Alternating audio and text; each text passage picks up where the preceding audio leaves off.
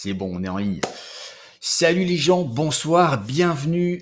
On est mardi 18h, comme d'habitude, on est en conférence. Et là, je suis avec un invité exceptionnel que j'aime beaucoup, avec qui on discute depuis un petit moment déjà et que j'ai le plaisir de découvrir de plus en plus. Matteo Capelli. Bonsoir Matteo. Bonsoir, bonsoir à tous, bonsoir à toutes. Merci Gabriel de m'avoir invité pour ce live qui a été différé. Alors pour les gens qui étaient inscrits la semaine dernière, encore 1000 excuses de ce faux bond parce que on devait faire ce live mardi dernier et j'étais sur un tournage, j'étais bloqué à Rambouillet dans une maison et je suis sorti de la maison, il était 22 heures. Je sais pas, c'est pour dire. Ouais. En tout cas, merci d'avoir fait la petite vidéo, j'ai transmise à tout le monde. Pendant qu'on débute, dites-nous dans le chat si c'est ok niveau son, si vous entendez bien, si vous voyez bien. Bonsoir à Daphna, Myriam, Denis, Alwyn, Yann, il y a pas mal de monde, Valérie. Voilà, il y a encore des gens qui se connectent petit à petit. Voilà, comme d'habitude, il y a à peu près 30 secondes de décalage entre le moment où on vous parle et le moment où vous recevez l'information en vidéo et en audio. Donc, il pourrait y avoir un petit moment de flottement lors des questions. Pensez à écrire vos questions dans le chat. Moi, je les ferai remonter. Parce que Mathéo, toi, tu vois pas le chat ce soir. On a eu un petit ralentissement technique et on a dû changer d'outil. Du coup, il n'y a que moi qui vois les questions. C'est moi qui ai le pouvoir sur les questions ce soir. Il va pouvoir crier, en fait, il va faire le modérateur. Et vous pouvez poser toutes les questions que vous voulez. C'est ça, mais je vais poser des questions en faisant semblant que c'est un auditeur qui l'a fait, et en fait, ce sera moi.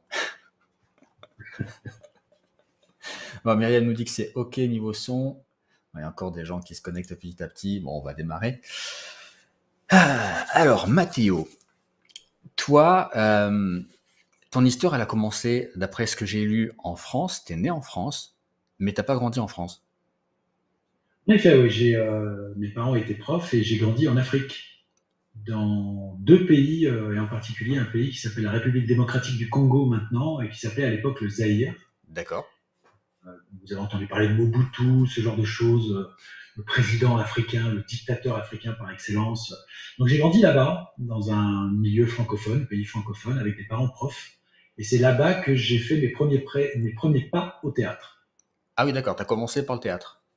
Exactement, j'ai commencé par le théâtre là-bas, parce qu'il y avait une troupe de théâtre, et le théâtre est très actif euh, dans ces pays-là. Et j'ai commencé à 5-6 ans à monter sur les planches pour jouer le gamin dans telle pièce d'auteur anglais, telle pièce anglaise, telle pièce. Voilà, il y avait toujours un petit quelque chose que je pouvais faire, et c'est là où j'ai pris goût au jeu et à l'interprétation. D'accord, et à cette époque-là, tu jouais en français ou en anglais? On joue en français. D'accord. Okay. On joue en français, on est dans des pays francophones, on joue en français. Et j'ai fait donc toutes mes études là-bas et je suis arrivé en France à l'âge de 17 ans, 17 ans pour le bac en fait. Mes parents m'ont renvoyé en France pour passer le bac. Ok. J'ai eu mon bac, j'ai fait des études de commerce, voilà, histoire d'avoir un bac plus 2 en poche. Mais quand je suis arrivé à Paris, dès l'âge de 17 ans, j'ai commencé à m'intéresser au casting, commencé à m'intéresser à qu'est-ce qu'il faut pour être un acteur, de quoi on a besoin. Enfin, c'était vraiment ce que je voulais faire. Alors, j'ai assuré le côté études, mais c'était déjà ce que je voulais faire. Et du coup, tu as pu en vivre dès le début? Alors, j'ai commencé réellement, je me suis installé à Paris, vraiment, parce qu'à l'époque, c'était en 94, tout se passait à Paris. Maintenant, je dirais pas la même chose. Je dirais qu'on peut très bien s'installer à Bordeaux, on peut très bien s'installer à Marseille, on peut s'installer à Lyon aussi, même si c'est un petit peu plus à Lille, ça marche très très bien. À l'époque, tout se passait à Paris. Et je me suis installé à Paris en 95 pour être acteur. Salut, c'est moi, voilà qui je suis.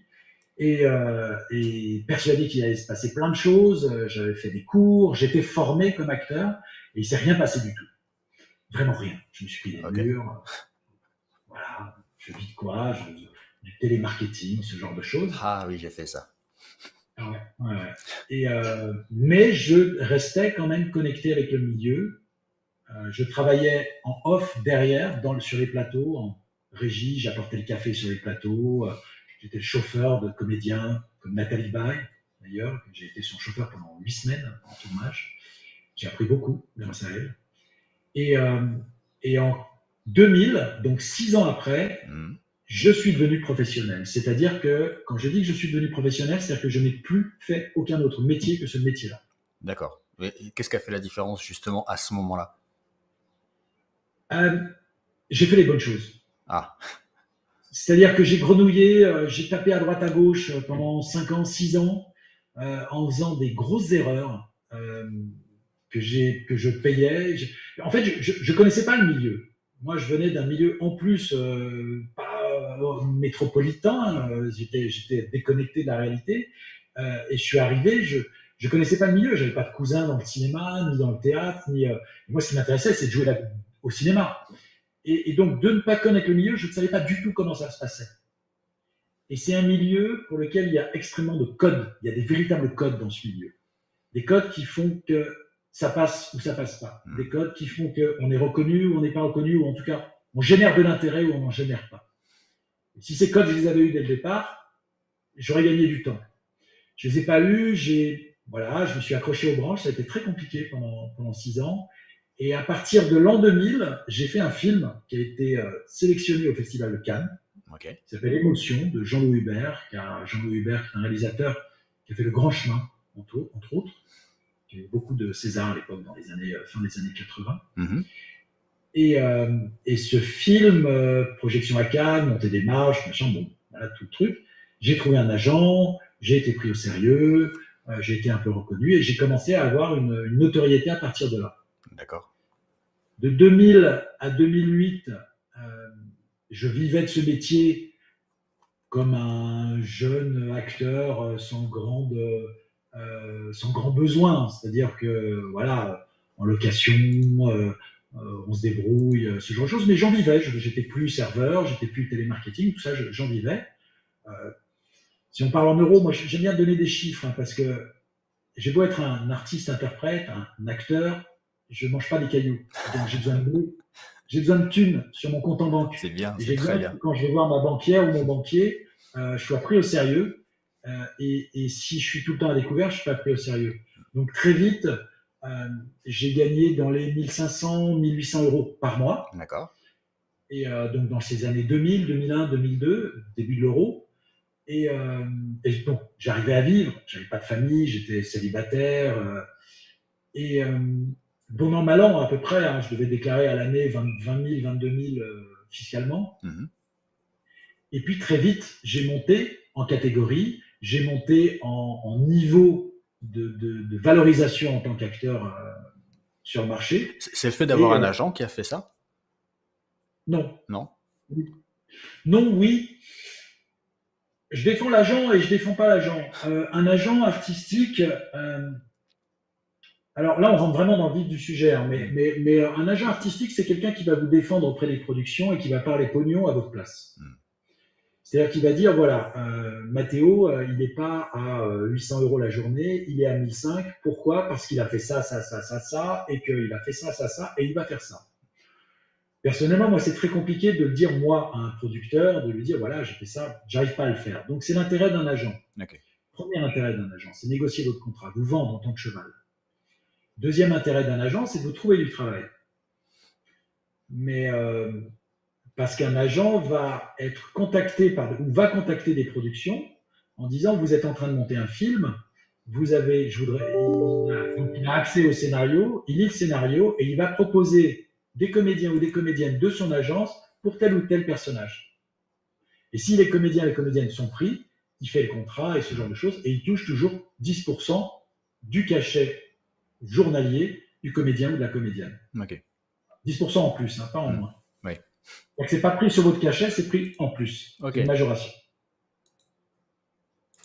Et t'as jamais eu de doute? Oh si, j'en ai encore.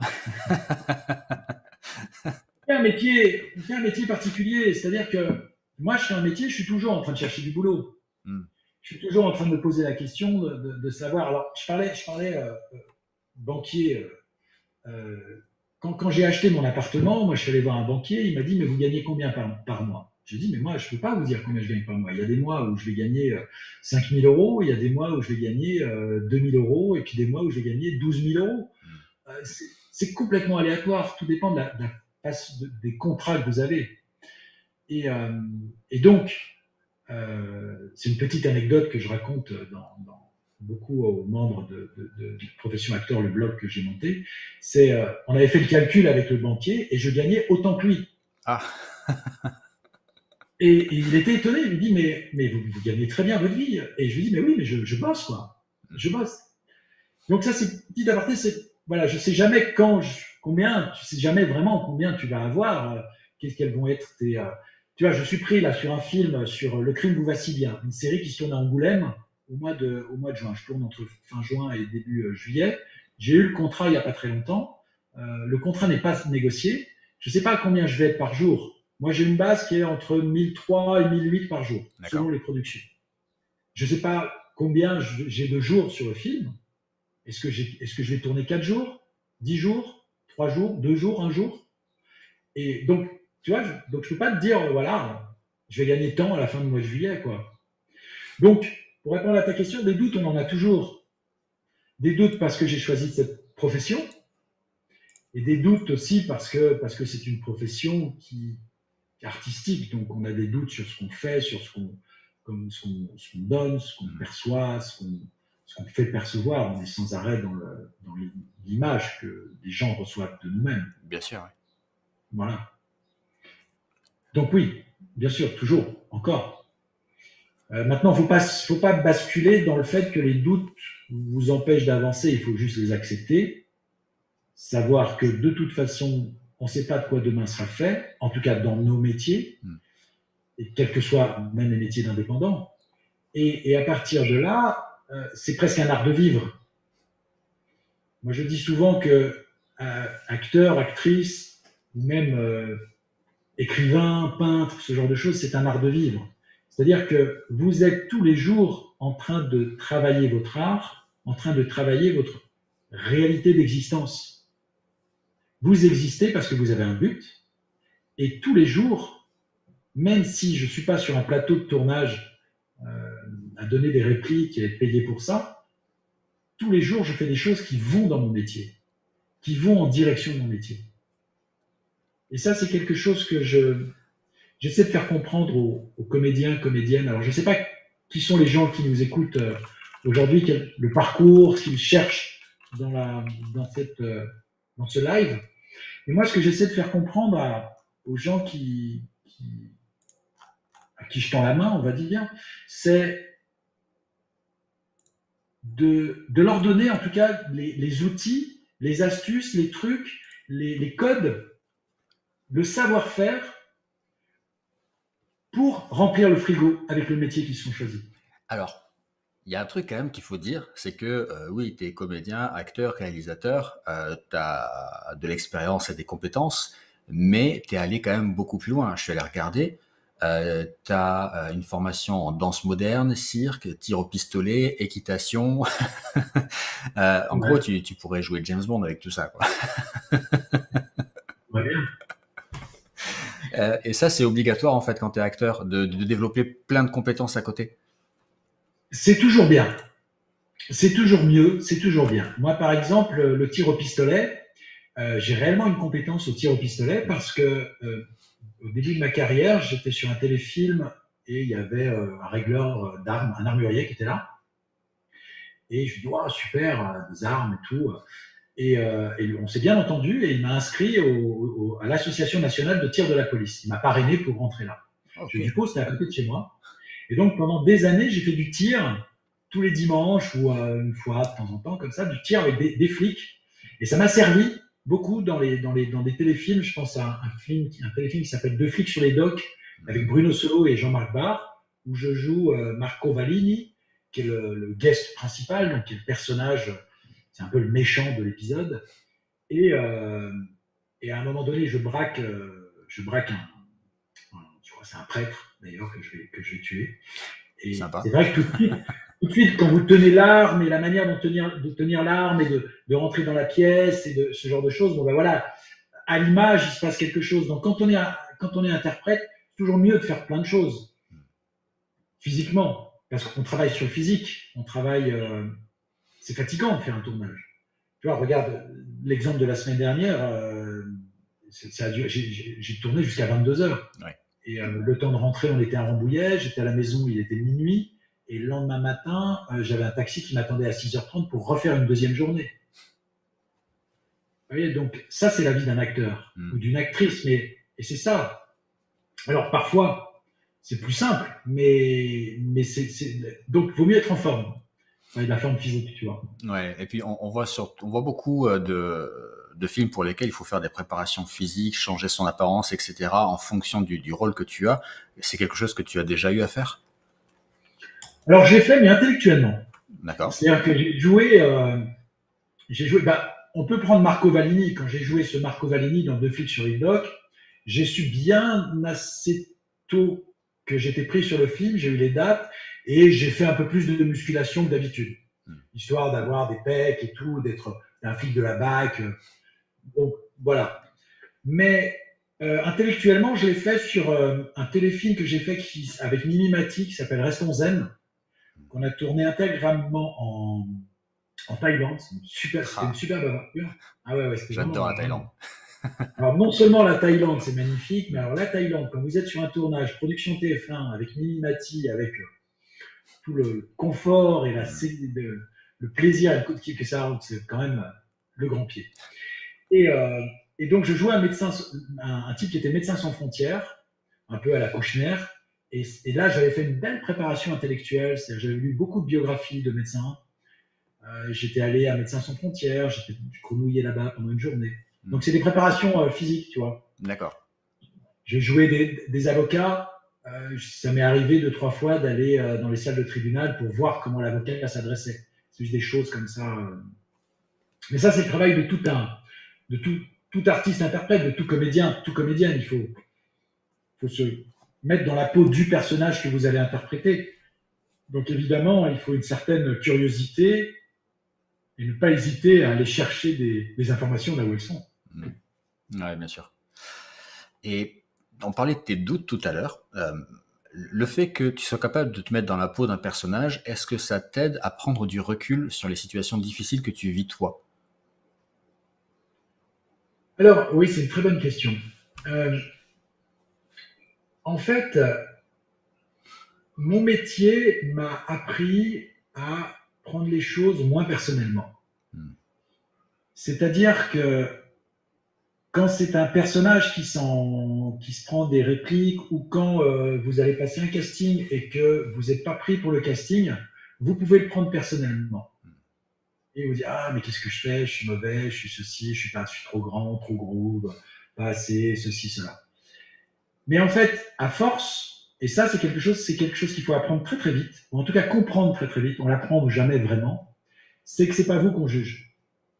C'est juste le point de vue d'un autre artiste qui est en face, d'un réalisateur, d'une réalisatrice, d'une production, même d'une chaîne de télé, qui a un point de vue qui ne voit pas son personnage comme ça. D'accord. Donc c'est pas vous qu'on juge, mais une image qu'on a et qu'on n'arrive pas à retrouver chez vous. Ok. Et ça, c'est quelque chose de quand on débute en tant qu'acteur, qu'il faut très vite comprendre parce que sinon, rapidement, on s'use et on s'introvertit et on se dit merde, qu'est-ce qui va pas chez moi, bon Dieu. Alors qu'en fait, c'est l'inverse, faut laisser sortir. Exactement.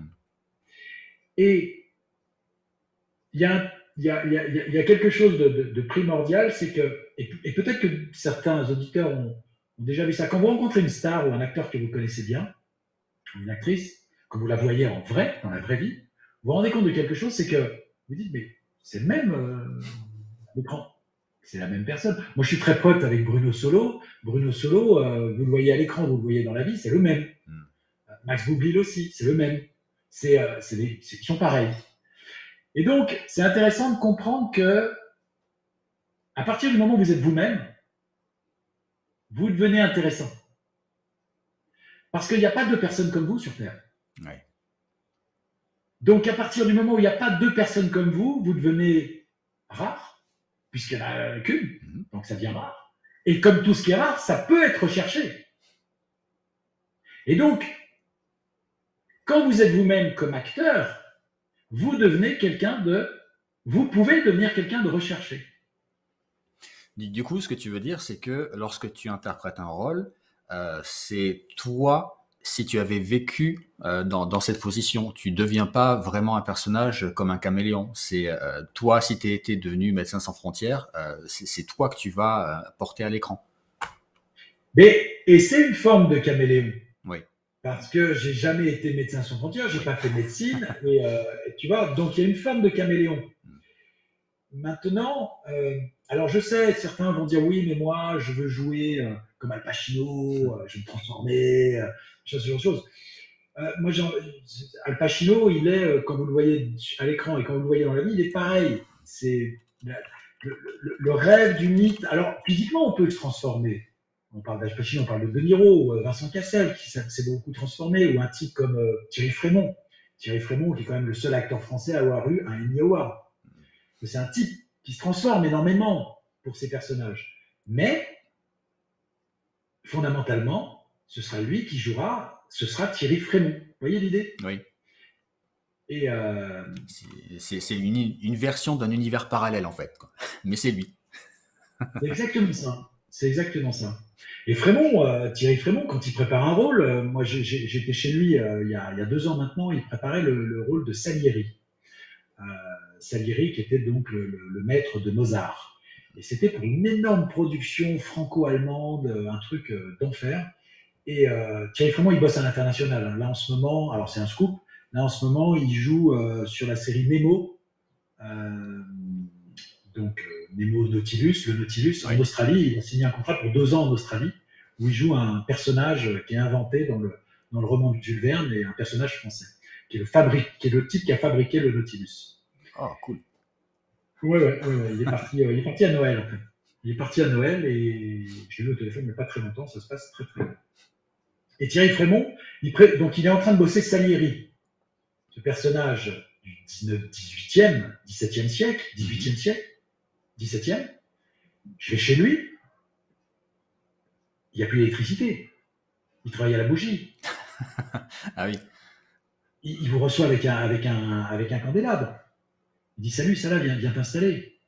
Et il est en train de travailler son personnage. Ok. Et tu vois, il n'est pas en train de se prendre la tête ou tout ça, il se donne juste des petits repères comme ça. Qu'est-ce que c'est que de vivre dans la pénombre de l'époque où on écrivait avec la lueur de la bougie? Rien que ça, il se nourrit du personnage et ça le fait partir, quoi. Ok. Ben, justement, on parle de tous ces rôles. Dans l'absolu, qu'est-ce que tu aimerais jouer comme rôle? Parce qu'on a vu Omar Sy jouer dans un Marvel, par exemple. Est-ce que toi, c'est ce genre de rôle qui pourrait t'intéresser à terme, te faire rêver, ou est-ce que tu es sur un tout autre style? Alors, il y a le style que j'aimerais, il y a le style qui m'est imposé, parce que je suis dans le désir des productions. Oui. Tu vois, je pense qu'à partir du... Et ça, on est toujours prisonnier de ça. Moi, je ne vais pas jouer... tu vois, j'ai eu ma période jeune premier, où je jouais des genres idéales. Donc, j'étais gendre idéal sur beaucoup de télé. Je fais beaucoup de télé, je fais peu de cinéma. Ça a dû t'aider avec ta belle-mère, ça. Voilà. Ensuite, donc, tu vois, on est toujours prisonnier un peu de son physique, de son aura, de son représente. L'exemple parfait, c'est Jean Dujardin. Jean Dujardin, il marche très très bien en rôle comique, tu vois, avec son œil rieur et ce genre de choses. Et quand il teste, alors là, il y arrive un tout petit peu plus. Mais au début, quand il a fait Contre-enquête, par exemple, où il joue un flic noir et tout, l'histoire de meurtre et tout, ça n'a pas du tout marché parce que on n'attend pas Jean Dujardin là-dessus. Un mec comme Bruno Solo, il est triste de ça parce que il n'arrive pas à se décrocher de l'image du rigolo de service. Et c'est compliqué pour lui, il n'arrive pas à s'en décrocher. Donc moi, les rôles que j'ai, tu vois, c'est des rôles généralement de flics un peu durs. J'ai eu ma période Jean Didréal super sympa, un peu homo ou pas, qui règle les problèmes et ce genre de choses. Ça, c'était ma première période. Après, j'ai eu la période où j'étais flic, plus psychopathe, dangereux. Tu vois, le mec qui est gentil mais qui crée des problèmes. J'ai eu une grosse période comme ça, beaucoup de rôles là-dessus. Et puis maintenant que j'ai les cheveux un peu poivre et sel et tout, je passe de l'autre côté où je fais plus des personnages plutôt rassurants, plutôt fédérateurs. Paternel, Exactement, exactement. c'est le même type de rôle que tu joues au théâtre et au cinéma? Non, non, non. Déjà, je joue très très peu au théâtre. D'accord. Je suis pas dans. C'est vraiment des familles particulières. Vous avez en France et même partout ailleurs, je discutais avec un acteur américain, il me disait la même chose. C'est, vous avez des, pour atteindre la télé, pour atteindre le cinéma, pour atteindre le théâtre, il y a des parcours et ces parcours sont différents, se rejoignent de temps en temps, mais sont très différents. Ok. Pour bosser dans le théâtre, au théâtre, il faut faire partie d'une compagnie de théâtre.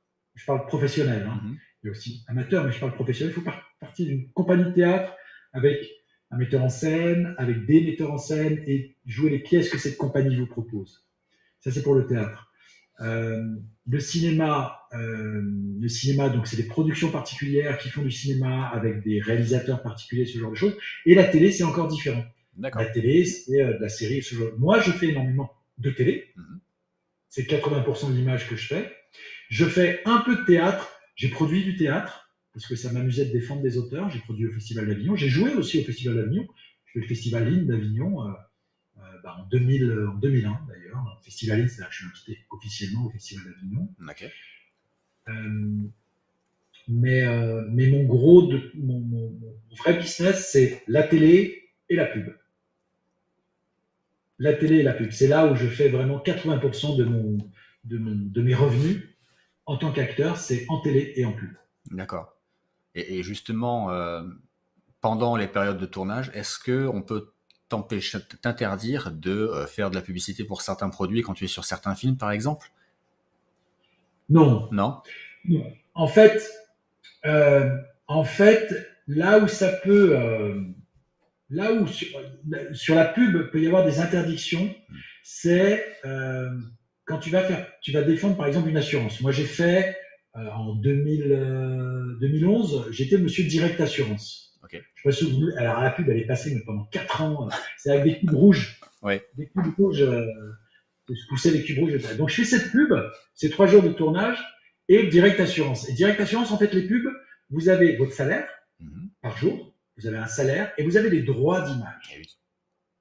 Les droits d'image, c'est on achète votre image pour l'exploiter pendant un certain temps et sur un certain territoire.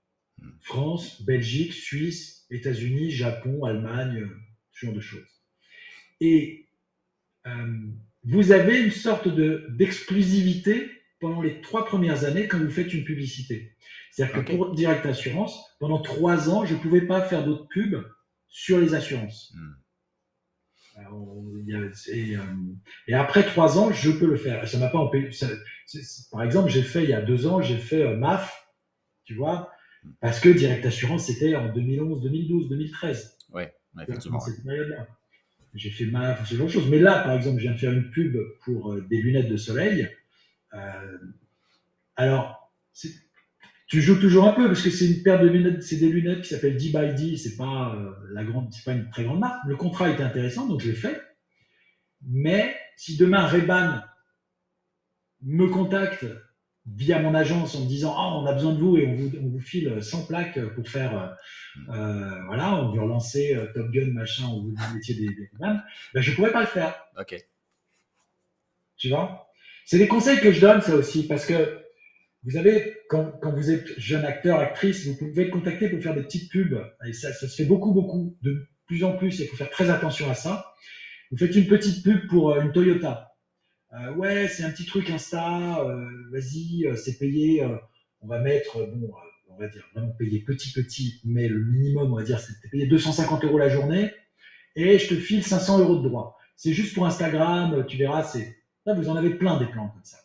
Donc le comédien, la comédienne se lance là-dessus, mine de rien, pendant 3 ans, il est bloqué, il ne peut plus faire autre chose que Toyota. Si demain, moi, je l'inscris dans une agence de pub et qu'il passe un casting pour Renault ou Nissan, casting pour les bagnoles, quand c'est sérieux, c'est du 20 000 € de droits, ça monte très vite, ben là, il est bloqué. Donc il faut toujours faire attention sur ce qu'on fait, quoi. Ouais, je vois. Mais ça, c'est les plans de carrière. Avec tout ce que tu fais, parce que tu l'as dit, la semaine dernière, tu as fini ton tournage à 22h, tu es reparti à 6h du matin. Comment tu fais pour garder un équilibre entre ta vie pro et ta vie perso? Tout tourne autour de moi. Je suis acteur. Parce que oui, s'ils veulent te voir, ils peuvent te voir à l'écran, mais bon, c'est pas pareil qu'à la maison, quoi. Voilà, tu vois, là, je suis dans ma chambre, c'est le seul endroit cosy, et personne n'a le droit de rentrer, je me concentre. C'est une organisation. Je disais tout à l'heure que c'était un art de vivre. Moi, j'ai ma femme qui me soutient, qui m'a toujours soutenu. De toute façon, quand on s'est mis ensemble, je lui ai dit, moi, je suis comédien, je ne ferai pas autre chose dans ma vie. Et elle m'a dit, bah, je respecte ce que tu fais et je t'épaule pour le faire. D'accord. Alors, c'est pas une question d'argent, hein, parce que même je gagne plus d'argent qu'elle, parce que bon, je suis quand même quelqu'un qui travaille bien. Et beaucoup. Mais, donc oui, qui travaille beaucoup, qui travaille assez en tout cas pour avoir une bonne vie à Paris et ailleurs. Mais oui, après c'est une organisation. C'est bon, là on a une fille, elle est grande, elle a 14 ans, elle se gère toute seule. Mais à l'époque, tu fais venir la nounou. Ça m'est arrivé une fois de partir avec elle sur un plateau. La gamine. Ouais, elle devait être heureuse.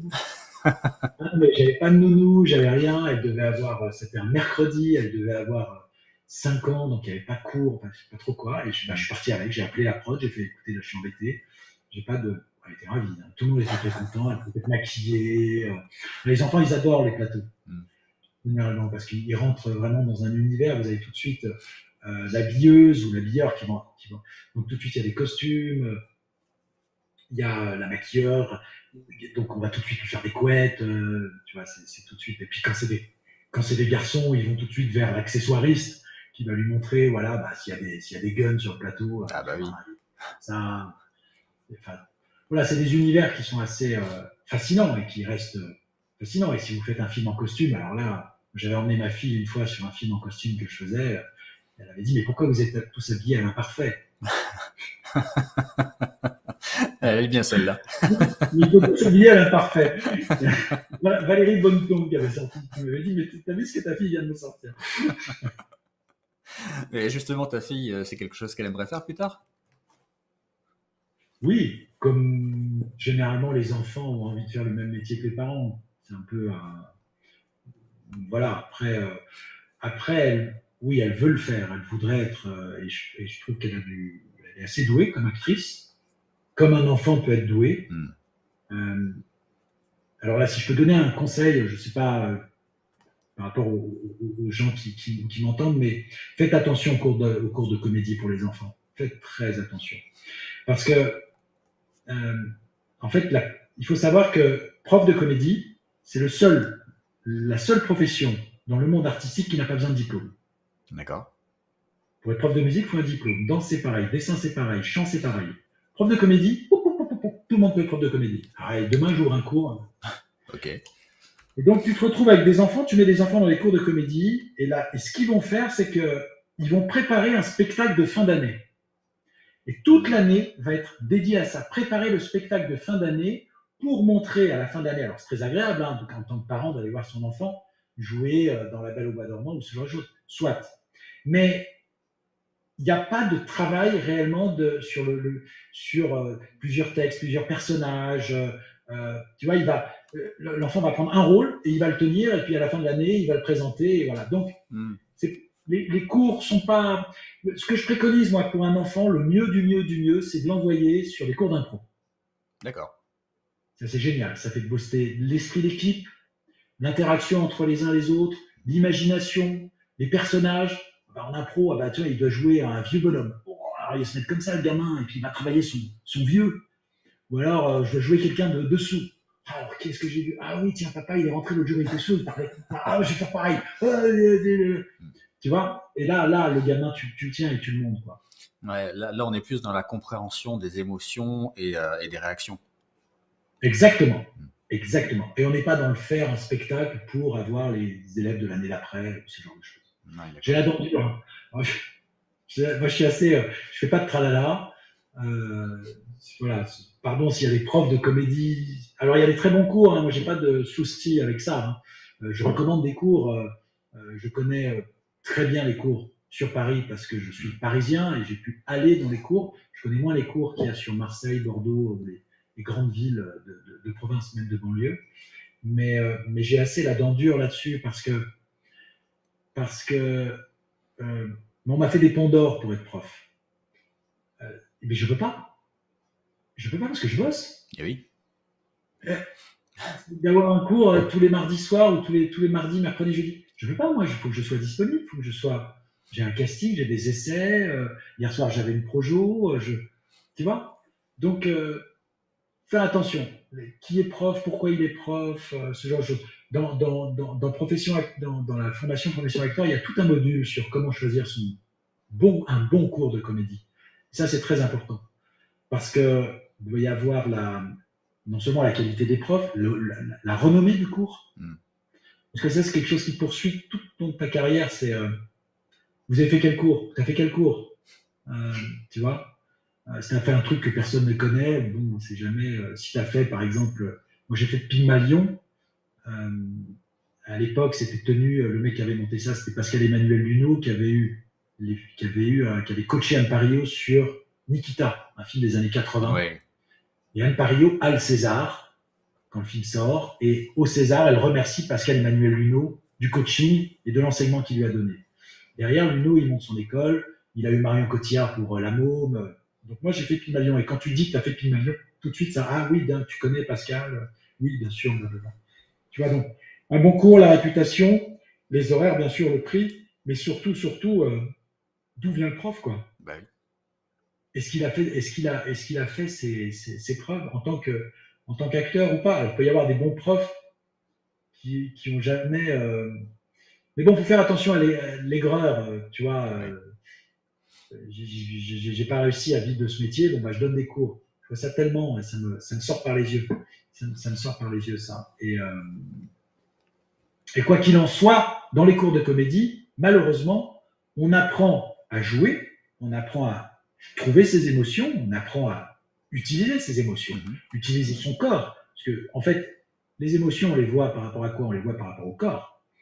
Les émotions que j'ai dans la tête, si je suis joyeux, vous allez le voir sur mon corps. Parce que je vais bouger, je vais sourire, si je suis triste, vous allez le voir, c'est mon corps qui va montrer la tristesse ou le stress ou l'angoisse ou la déprime ou ce genre de choses. Donc, attends, je vais péter les écouteurs, je vais les remettre. Mais donc, tout ça pour dire que la qualité du prof, gérer l'émotion, et c'est pour ça que j'ai monté Profession Acteur à un moment donné, et après le cours, il se passe quoi? Mais oui. Ça, c'est très important aussi. Parce que moi, quand je suis sorti de Pygmalion, quand je suis sorti je suis bon, je fais où? Quand je parlais des 6 ans, tu vois, où j'étais un peu à droite, à gauche, qu'est-ce qu'une bonne photo? Quelle est la différence entre un agent artistique dont tu parlais et une agence de pub? Comment trouver un agent? Quoi dire à un agent? Comment ça se passe un casting? Avant, pendant, après le casting? Tu vois, tous ces trucs-là, quoi, qui font que ça peut être très mystérieux. Oui. Bah, ça paraît souvent flou, d'autant plus que on a l'image de l'agent qu'on nous donne dans les séries, les films. On a les on-dit, on a beaucoup de choses, mais les vraies informations, on les a pas forcément. À moins de se confronter au terrain et au métier, c'est difficile de savoir ce qu'est la réalité en fait. Oui, et comme ça reste quand même un métier qui est fermé. Il y a beaucoup d'entre-soi dans ce métier. Il ne faut pas se mentir. C'est beaucoup d'entre-gens. Tout le monde se connaît. Tout le monde connaît un tel qui connaît un tel qui connaît un tel. Donc, ça a des avantages. Quand vous faites du bon boulot, ça se sait très vite. Et ça a des inconvénients, c'est que si vous êtes en dehors de ce sérail, de cette famille, de ces familles, vous ne rentrez pas, quoi. Et il y a beaucoup d'appelés, très peu d'élus. Beaucoup d'appelés qui ont du talent pour certains et très peu d'élus qui n'ont pas de talent pour certains. Moins de talent, ils ont forcément du talent. Mais du coup, vu que c'est ultra fermé, ça veut dire que si d'un coup tu es en mauvais terme avec quelqu'un, tu peux avoir une baisse dans tes propositions de contrat. Il suffit que tu t'embrouilles, ça peut arriver, il suffit que tu t'embrouilles avec un ou une directeur de casting. Directeur de casting, c'est la personne qui va choisir les comédiens pour la production. pour le réalisateur ou la réalisatrice.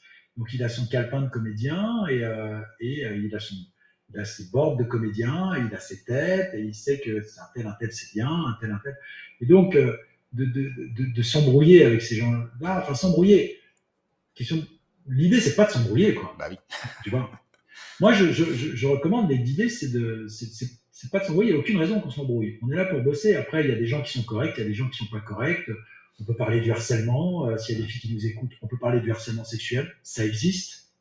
On peut trouver des manières de réagir par rapport à ça. Maintenant, même si ça s'est calmé, hein, maintenant sur chaque tournage, tu as un référent harcèlement. Ah oui. Depuis 2020. Avant, ça n'existait pas.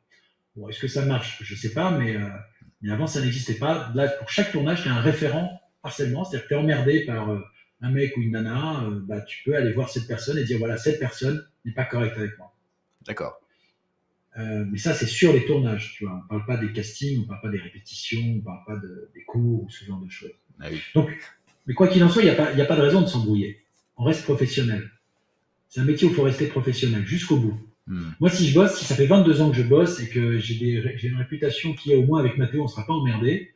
Je dis ça parce que c'est ce qu'on m'a sorti il n'y a pas très longtemps. Quelqu'un m'a sorti que j'étais pris sur un truc et c'est le crime du Vassilien et la costumière que j'ai eu au téléphone parce qu'il y a une sorte de j'ai pas le permis moto et mon personnage conduit une moto pendant le film et donc ils m'ont trouvé une doublure à Angoulême et donc il fallait que je donne mes mensurations pour être habillé comme la personne, tout ça.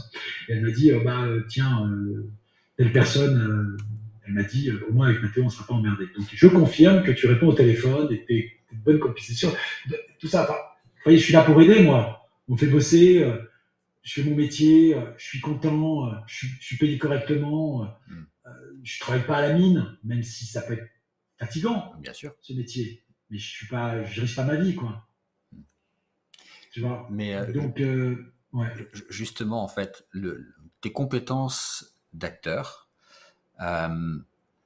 est-ce qu'elles te sont utiles dans la vie courante pour la séduction, pour négocier à la banque un prêt immobilier, tu vois, pour tout ce genre de... Bien évidemment. Parce que un acteur, c'est quelqu'un qui communique. Donc, il a un niveau de communication qui est censé être bien à lui, mais assez élevé. Oui. Et d'avoir une connaissance de la voix et de savoir qu'on peut manier les phrases d'une telle ou telle manière, la sémantique de telle ou telle manière, bien sûr, ça vous sert dans la vie. Bien sûr, c'est un soutien. Tout comme si tu étais plombier, ça peut te servir dans la vie parce que si tu as une fuite chez toi ou chez ton voisin ou chez un copain chez qui tu es en train de passer le premier de l'an, tu peux réparer la fuite, tu vois. Ouais, mais ça t'aide aussi dans la gestion des émotions. Ça m'aide dans la... En fait, ça m'a aidé à prendre confiance en moi. Ouais, d'accord. Ça m'aide à prendre confiance en moi parce que il y a des techniques justement qui permettent de s'asseoir, d'être un personnage, de prendre l'espace, d'avoir une voix claire, pas une voix rentrée. Et donc à partir de là, c'était une notion de stress ou d'introversion que tu pourrais avoir dans la vie courante. Ta technique d'acteur va t'aider à t'extravertir. Ok. Mais des acteurs pudiques et timides, il y en a plein, j'en connais plein. On a tous une forme de timidité aussi. On a tous une forme de timidité, une pudeur sur nos émotions. On n'aime pas trop les. Moi, je suis assez pudique sur mes émotions. Je ne suis pas du genre extraverti ou ce genre de choses. D'autres acteurs sont extravertis, mais ça m'empêche pas de. S'il faut que je sois à chagrin sur un film, j'arrive à me mettre à chagrin et je me mets à pleurer, quoi. D'accord. Ok. Voilà. On va faire une petite pause. Je vais demander aux gens s'ils ont des questions. Tu voulais montrer ta démo? Je peux vous montrer ma bande démo. Alors, je vais faire partage d'écran. Je fais partage d'écran. Ouais, c'est ça, partage d'écran. J'appuie. Voilà. Et donc, si vous avez des questions dans le chat, posez-les, allez-y. Moi, je vais les transmettre. Alors, tu vois mon écran là? Oui, je vois ton écran.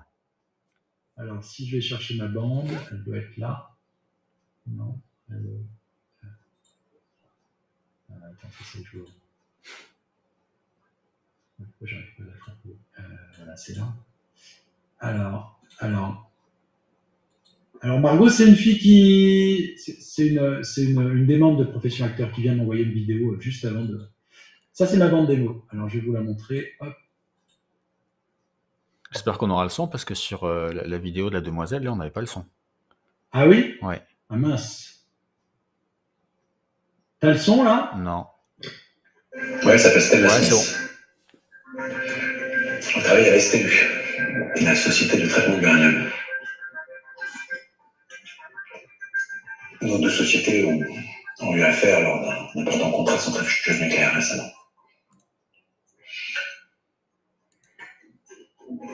Mais dites-moi, pourquoi toutes ces questions? On les a interpellés à bord de votre véhicule, ils se baladaient s'il des garines. Oui, mais ça c'est normal, c'est les employés, toi et pour moi en fait. Vous avez une course à faire, j'aurais peut-être un table, non? Vous les avez arrêtés pourquoi exactement? Parce qu'on fait du travail, vous faites pas votre travail, monsieur, vous faites n'importe quoi. Un Pakistanais et un Arabe dans un 4x4, c'est réglé, c'est des voleurs. Je suis pas Pakistanais, Fred, je t'en dis. Vous vous calmez, d'accord? Mais je me calme pas, mais Fred, c'est pas grave. Mais si, c'est grave, putain, c'est un délit de faciès que vous avez fait, monsieur. Bon, bah, tu les libères, s'il vous plaît, oui. Mon père a quitté l'Italie parce qu'on réclamait de la main-d'œuvre en France. Il a toujours respecté le pays qu'il a accueilli. Il est catholique. Il n'a jamais vécu des allocations. Je n'ai touché le RSA, ni même la CME. Non, il s'est tué à la tâche sur les chantiers. Et maintenant qu'il est malade, il n'a pas une thune de côté. Tu portes des balles. Ok. Thomas, faut que tu te défonces. D'accord, faut que tu te battes. La vie, c'est comme ça. Il n'y a pas de cadeau. On m'en a pas fait, moi. Allez, go! Tu es sérieux, là? C'est tout ce que t'as ou quoi? Tu peux passer la voiture. Tu penses à la fille qui pleure. T'es pas une fille. Tu montres rien. La seule chose que tu veux montrer, c'est la rage. Montre-moi ta colère! C'est un bébé vigoureux et en parfaite santé. Et à titre personnel, je pense également que c'est votre sauveur. Mon sauveur? Oui, après une période de coma comme la vôtre, vous savez, c'est assez exceptionnel qu'un patient revienne parmi nous. Et qui plus est, sans séquelles apparentes. Enfin, mis à part votre petite amnésie rétrograde, vous êtes une miraculeuse, mademoiselle. Vous avez reçu un texto de la victime 20 minutes avant le meurtre. Si tu veux savoir comment je vais te faire tomber, retrouve-moi à la clinique maintenant. Et pas plus tard qu'hier, vous avez failli en venir aux mains avec lui. J'ai des témoins. C'est vous qui avez tué le docteur Fabien, capitaine. Et votre papa ne pourra rien pour vous. Quoi? Non, chef, c'est important pour réussir. Après, plus chef. Étape suivante, rationalisation. Les pièces se regroupent pour être plus efficaces. Leur réseau de succursales se réorganise. Optimisation, efficacité. Prenez-en de la graine, les enfants.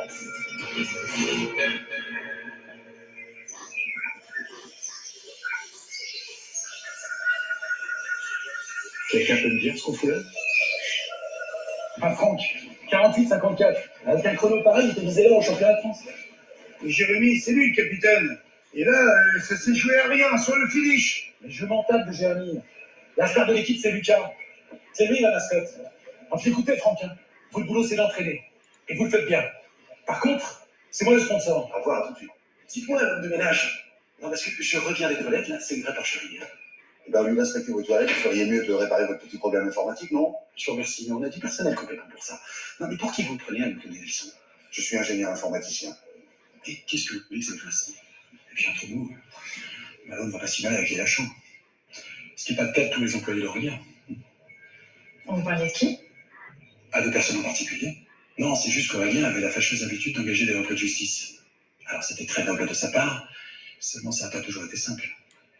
C'est parfait. Merci, monsieur Scherer. Voilà, donc ça, c'est une bande démo d'acteurs. Yes. Et ça, du coup, ça te sert pour faire ta promotion. Ton agent s'en sert pour te présenter. Exactement. Exactement. C'est quelque chose que je me suis... donc ça doit être ma 4e bande démo. Ok. C'est-à-dire qu'au fur et à mesure, je prends sur... Je l'ai fait tous les 2 ans, 3 ans, enfin ça dépend. Mais c'est ma 4e bande démo où je prends des morceaux choisis de personnages que j'ai joués, que j'aime bien. Et généralement, alors ça c'est une monteuse qui m'a fait celle-là dernièrement. Et c'est un peu là. Voilà ce que j'ai joué ces 5 dernières années, quoi, on va dire. Ok. Ce merdo, quoi. Ok. Bon, c'est cool. Du coup, tu nous parlais de la demoiselle juste avant. Oui, oh oui. Oui, bah, je peux vous montrer, c'est un témoignage que j'ai reçu de profession acteur, une fille Bah, qui on va en s'appelle. parler de professeur acteur juste après, justement. Bah, je peux vous montrer son témoignage parce que je suis très content de. Et elle est rentrée à Pygmalion, et ça, c'est vraiment bien avec rentrée à Pygmalion. Attendez, je vais essayer de la retrouver. Alors, il est là. Voilà, bah, je vais vous passer son petit témoignage qu'elle m'a fait. Répondre à ta question, en fait, quand je suis arrivée sur profession acteur, j'allais tout plaquer. Et là, je suis tombée sur ce site, sur ton travail, ton outil, et je me suis dit, waouh, pourquoi on n'a pas donné ça il y a 10 ans, il y a 15 ans? Ça m'aurait. C'est tellement ce que j'ai toujours cherché en termes d'accompagnement, d'autonomie. Et depuis, je reprends tout à zéro. Je refais des photos, mon CV, ma démo, je reprends des cours au studio Pygmalion. J'ai l'impression d'être une grande débutante. C'est merveilleux. Je retrouve ma passion. Et ce qui est merveilleux dans ton outil, c'est qu'on est vraiment accompagné et en même temps autonome. Et on avance à notre rythme. Il y a des choses, il y a des dossiers, honnêtement, que je n'ai même pas encore ouverts parce que je suis pas prête dans mon nouveau départ. Et ça fait déjà 1 minute passée que je parle. C'est beaucoup trop court, 1 minute pour parler de ton outil. Et voilà, je m'arrête là. Je te souhaite une bonne soirée et merci pour tout. Ciao. Bah, elle a l'air heureuse. Bah, moi, j'entends ça, j'ai les larmes aux yeux, si tu veux, parce que moi, j'ai quelqu'un là qui est photogénique. Je sais pas ce qu'elle vaut comme comédienne, mais en tout cas, je vois quelqu'un qui se dit, voilà, je peux faire ce métier et je vais enfin avoir la possibilité d'exercer ce métier comme je veux le faire. Et j'espère pour elle en vivre rapidement, quoi. Oui. Et justement, là, j'ai écouté sa vidéo et j'entendais sa voix. Et elle a une voix super. Et je me dis, est-ce que on t'a proposé, toi, déjà, de faire du doublage de personnages? Bien sûr, oui. Oui, oui. Attends, je vais arrêter le partage. Voilà. Ouais. Bien sûr, moi, j'ai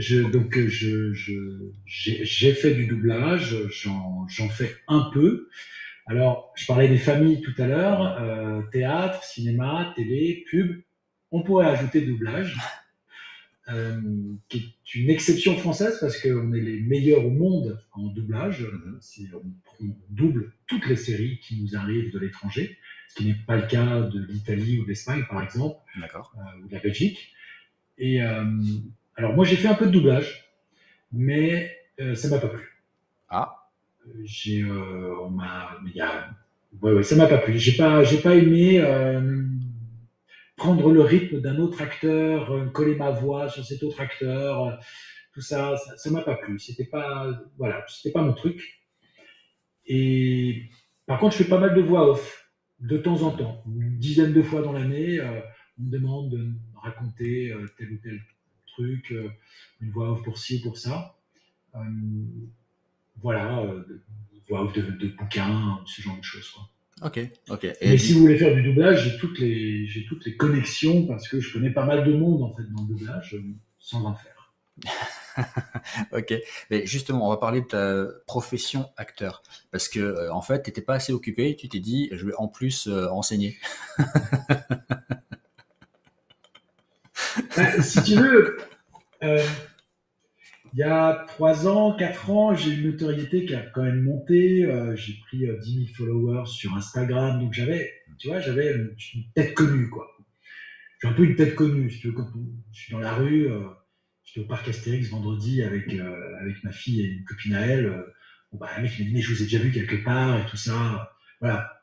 Les gens ne me mettent pas de nom. Ça, c'est un autre niveau. Tu vois, vous êtes pas là, c'est un niveau. Moi, je suis à un niveau où votre tête me dit quelque chose.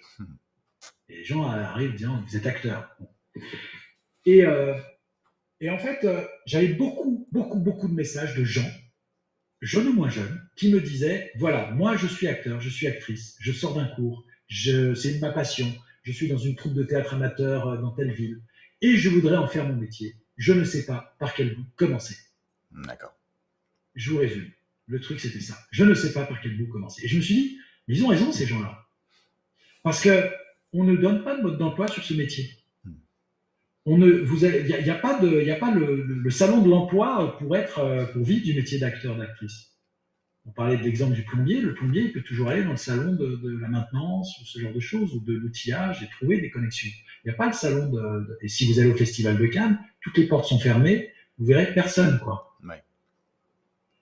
Donc, je me suis attelé à rédiger, c'était pendant le confinement, à rédiger des modules pour rendre simple, limpide, rapide et efficace les premiers pas de quelqu'un qui a décidé de vivre de ce métier. Ouais. Parce que ça s'appelle profession acteur, comment vivre du métier d'acteur, d'actrice. Toute la question, elle est là. Je reprends ce que je disais tout à l'heure, on ne mange pas des cailloux. Moi, j'ai des frais. Voilà, j'ai une chemise, je la paye, quoi. Mais en fait, il y a trop de gens. Tu leur fais sauter toute l'étape des 5-6 ans où tu as fait chauffeur, vendeur, etc. J'espère, en tout cas. C'est l'idée. C'est l'idée. En tout cas, je leur fais gagner du temps sur cette période-là. Et d'autant plus que la période où je l'ai fait moi, il y avait moins de concurrence, et là, il y a beaucoup plus de concurrence. Et donc, si vous n'êtes pas parfait tout de suite sur certains points, ça ne marche pas, quoi. D'accord. Et tu disais tout à l'heure, s'embrouiller avec un directeur de casting, mais tu as généralement une chance de séduire ou de faire du bon travail sur un directeur de casting. Quelqu'un qui va te recevoir, un directeur de casting, lui, son boulot, c'est, il va voir 20 comédiens pour le rôle de Pierre dans ce film, et il va en voir 20. Lui, il doit montrer à la réalisation et à la production 20 comédiens super, que la production se dise, putain, on a le choix, c'est génial. Parce que lui, son taf, c'est de donner du bon taf. Si jamais toi tu te pointes et que tu fais quelque chose de merdique, tu connais pas ton texte, tu arrives en retard, t'hésites, ce genre de choses, tu travailles pas ton personnage, c'est un rôle d'homme d'affaires, tu arrives en t-shirt, short et en vélo, en sueur, ou ce genre de choses. Ça, je l'ai vu. Hein. Ouais. Et ben tu te grilles avec le directeur de casting, parce que le directeur de casting, lui, c'est son taf de donner du bon travail. Donc en fait, tu ne l'aides pas à donner du bon travail et à continuer, lui, chaînon, tac, tac, tac. Donc, tu donnes du mauvais travail, le directeur de casting va dire, mais pourquoi je vais m'embêter, perdre du temps avec lui qui donne du mauvais travail, la prochaine fois, je ne l'appelle plus. Ok. Tu as une chance de faire une bonne impression, il ne faut pas la rater. Exactement, c'est ce qu'on dit, hein. On n'a qu'une seule chance de faire une bonne première impression. Ouais. Et c'est souvent vrai. C'est souvent vrai, surtout dans ce milieu. Ouais, d'autant plus avec la concurrence, j'imagine. Oui. La concurrence, et puis surtout que les gens ont de moins en moins de temps de regarder. Tu sais, dans Profession Acteur, j'ai un module très particulier qui s'appelle la photo d'un acteur, d'une actrice, le portrait d'un acteur, d'une actrice. Ouais. C'est le passeport, c'est la première chose avec laquelle tu vas être jugé. On cherche des comédiens, on cherche des comédiennes pour tel truc, que ce soit même au théâtre. Hein. Il a quoi comme photo? Fais voir la photo, fais voir la gueule qu'il a. Fais voir la gueule qu'il a. Justement, c'est quoi une bonne photo? Une bonne photo, c'est une photo qui, si elle pouvait... Ah, attends, ça coupe. Je crois qu'il y a une légère baisse de connexion. Je dirais, salut, c'est moi. Je crois qu'on est en train de dilater le temps. Je suis.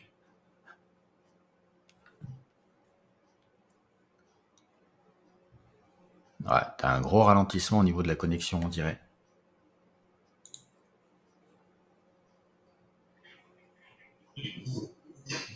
Si elle pouvait parler, tu m'entends? Ouais. Alors, tu es figé à l'image, mais je t'entends. Si elle pouvait parler, cette photo, elle dirait « Salut, c'est moi, voilà qui je suis ». Je t'ai perdu. Non, c'est bon. En fait, c'est juste que toi, à l'image, tu es complètement figé, mais on entend ta voix.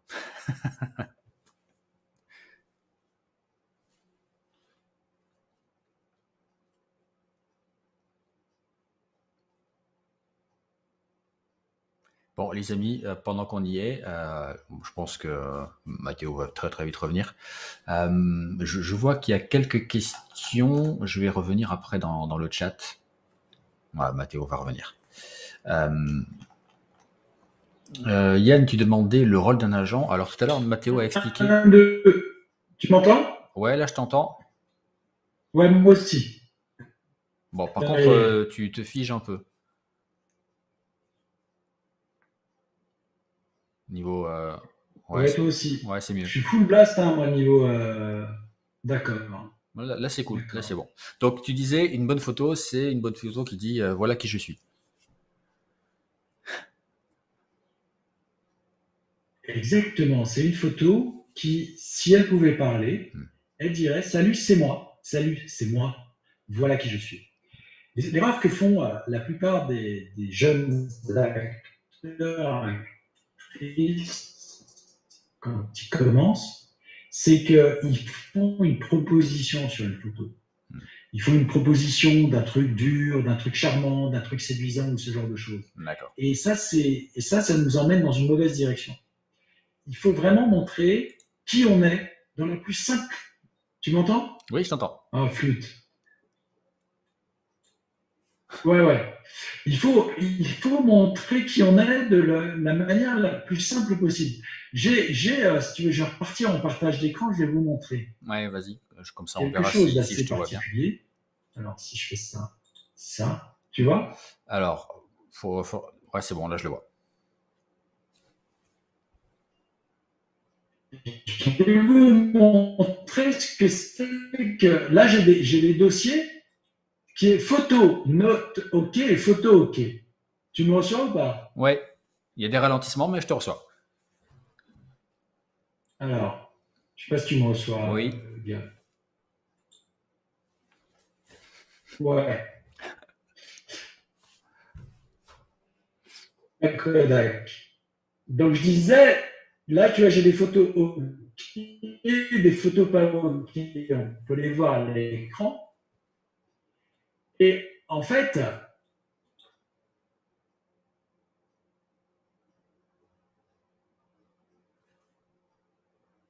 Bon.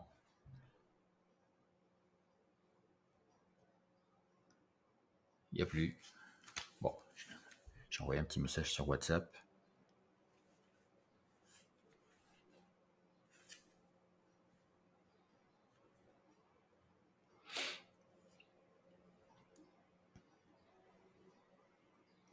On fait le max, hein, promis, on fait le max.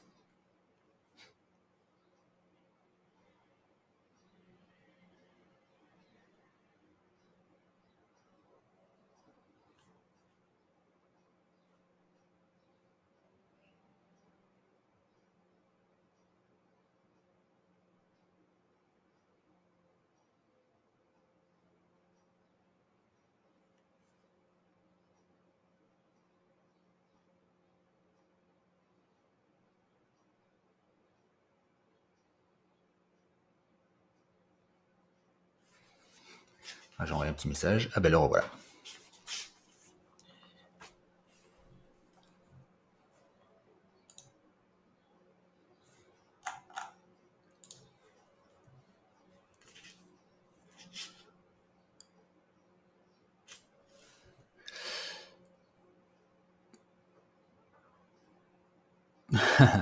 Ouais, Yann, tout à l'heure, Mathéo a répondu à ta question en disant que son rôle, c'est de trouver et négocier les contrats.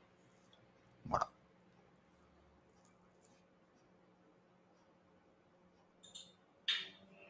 non. Tu m'entends? Oui, je t'entends.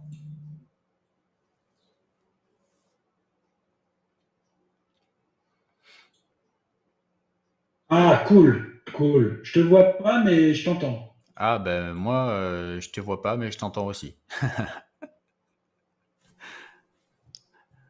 C'est bizarre, on dirait que tu as un décalage entre le moment où je te parle et le moment où on t'entend aussi.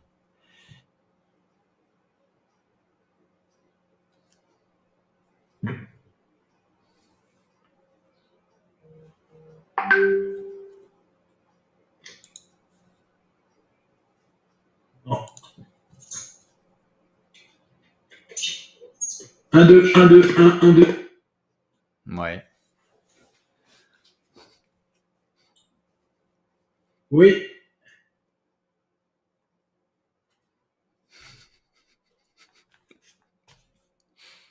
You got me? Je t'ai entré assuré. Ah. Là, ça a l'air mieux, là. Ouais, moi je t'entends, ça va. Faut voir si le partage d'écran fonctionne. Ok, donc je repars sur le partage d'écran. Ouais. C'est ça que je voudrais partager. C'est QuickTime Player. C'est peut-être ça qui met non, QuickTime Player. Ah, QuickTime Player prend beaucoup de ressources. Est-ce que vous voyez le partage d'écran? Oui. Ah, c'est ça en fait qui bug en fait. Ouais, sûrement. Je vais arrêter. Tu m'as là? Ouais. Voilà, attends, le partage d'écran arrive, c'est bon. Non, je l'ai enlevé le partage d'écran. Ah, mais moi je te vois là, je vois ton écran.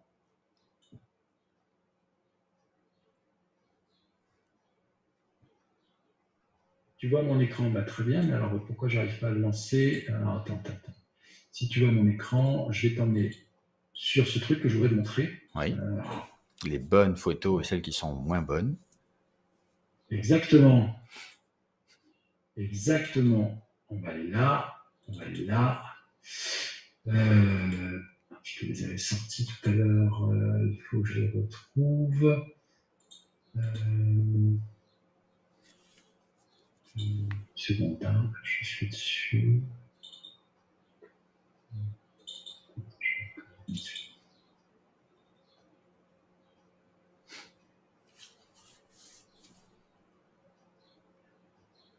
Voilà. Et vous voyez mon écran? Oui. Là c'est bon, ça rame pas du tout.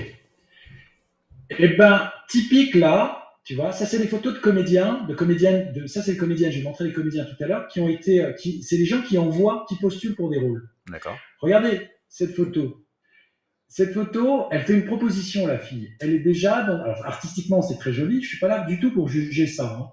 On est vraiment en train de regarder si c'est une photo d'actrice ou pas. Ça c'est pas une photo d'actrice, ça va directement à la poubelle. Ça vous avez le directeur ou directrice de casting qui va dire qu'est-ce que tu veux que je fasse de ça? Je ne vois pas la personne. Ouais, ça c'est une photo elle est Instagram. déjà en train d'interpréter. Ça c'est une photo pas ok. Tu vois? Ça c'est une photo pas ok non plus.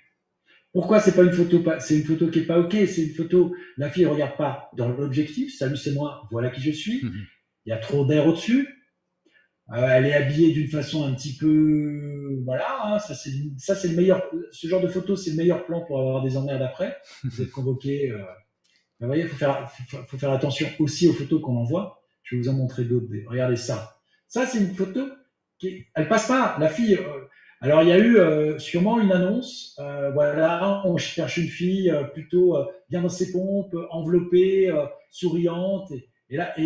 Et l'apprentie comédienne, peut-être qu'elle est comédienne, hein, mais et elle envoie ça. Ça marche pas du tout. Les lunettes, c'est pas des lunettes anti-reflet. On voit pas ses yeux, on voit pas son regard. Le fond, on est plus attiré par le fond pour voir ce qui se passe derrière plutôt que son visage. Elle a une robe. Vous voyez les différences de couleurs et tout ça, ça ne fonctionne pas. Oui. Et ça, c'est typique le genre de photo. Moi, j'ai une copine, elle sait très bien photographier, elle va m'envoyer, elle va me faire des photos, ce genre de choses. Ça, voilà. Vous voyez, ça, c'est une photo. Il y a déjà une proposition. La comédienne, elle est en train d'essayer de vous séduire en vous disant ah, c'est pas le personnage. Et même si c'était le personnage, moi, je cherche un rôle de une fille, alors on est prisonnier de son physique, voilà, je voudrais une fille typée asiatique qui est directrice d'une agence immobilière. Bon, la fille m'envoie ça. J'ai envie de la prendre directrice d'une agence immobilière? Non. Non. Alors que si elle m'envoie une photo simple, où elle regarde l'écran, là, elle met toutes ses chances de son côté. Mais oui. Vous voyez, ça aussi, c'est une photo qui n'est pas OK. On voit pas le visage. Je vais vous montrer les photos OK après, ne vous inquiétez pas. Vous voyez, ça, alors ça c'est. Et ça, c'est des choses que les gens envoient. Ah oui, sérieusement. Je vous promets, ça sort de fichiers de directeur de casting. Ok. Les gens vous envoient des photos comme ça.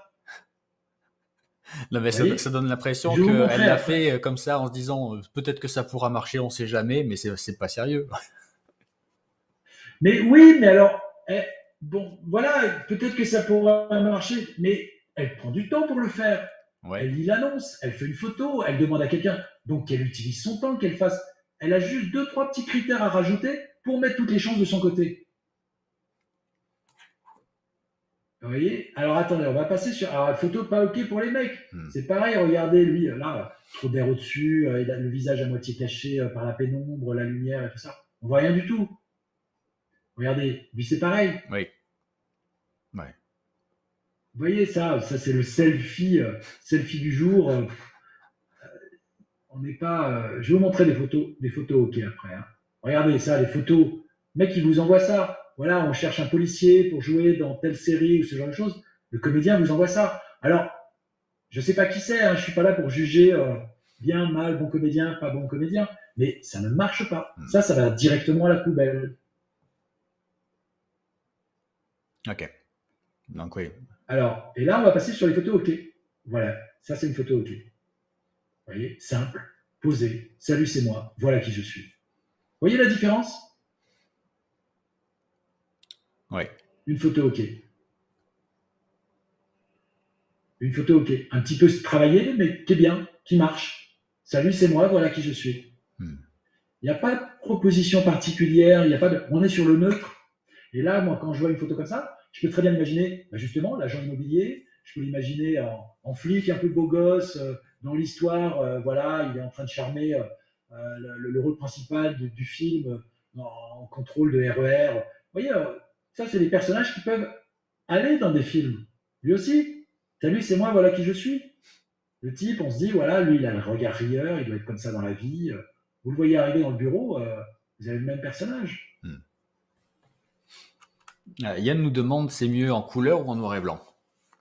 Alors, on a eu beaucoup de noir et blanc pendant très très longtemps. On misait sur le noir et blanc, et à l'heure actuelle, tout se fait en couleur.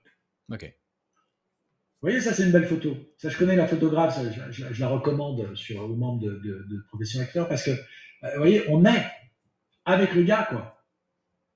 On n'est pas sur il y a quoi derrière, ou c'est quoi son vêtement, ou ce genre de choses. Il est là, et il n'est pas en train d'essayer de vous séduire, de faire les méchants, de faire. Et on peut très bien l'imaginer dans un méchant. Vous voyez, salut, c'est moi, voilà qui je suis. Oui. Vous voyez? Vous voyez?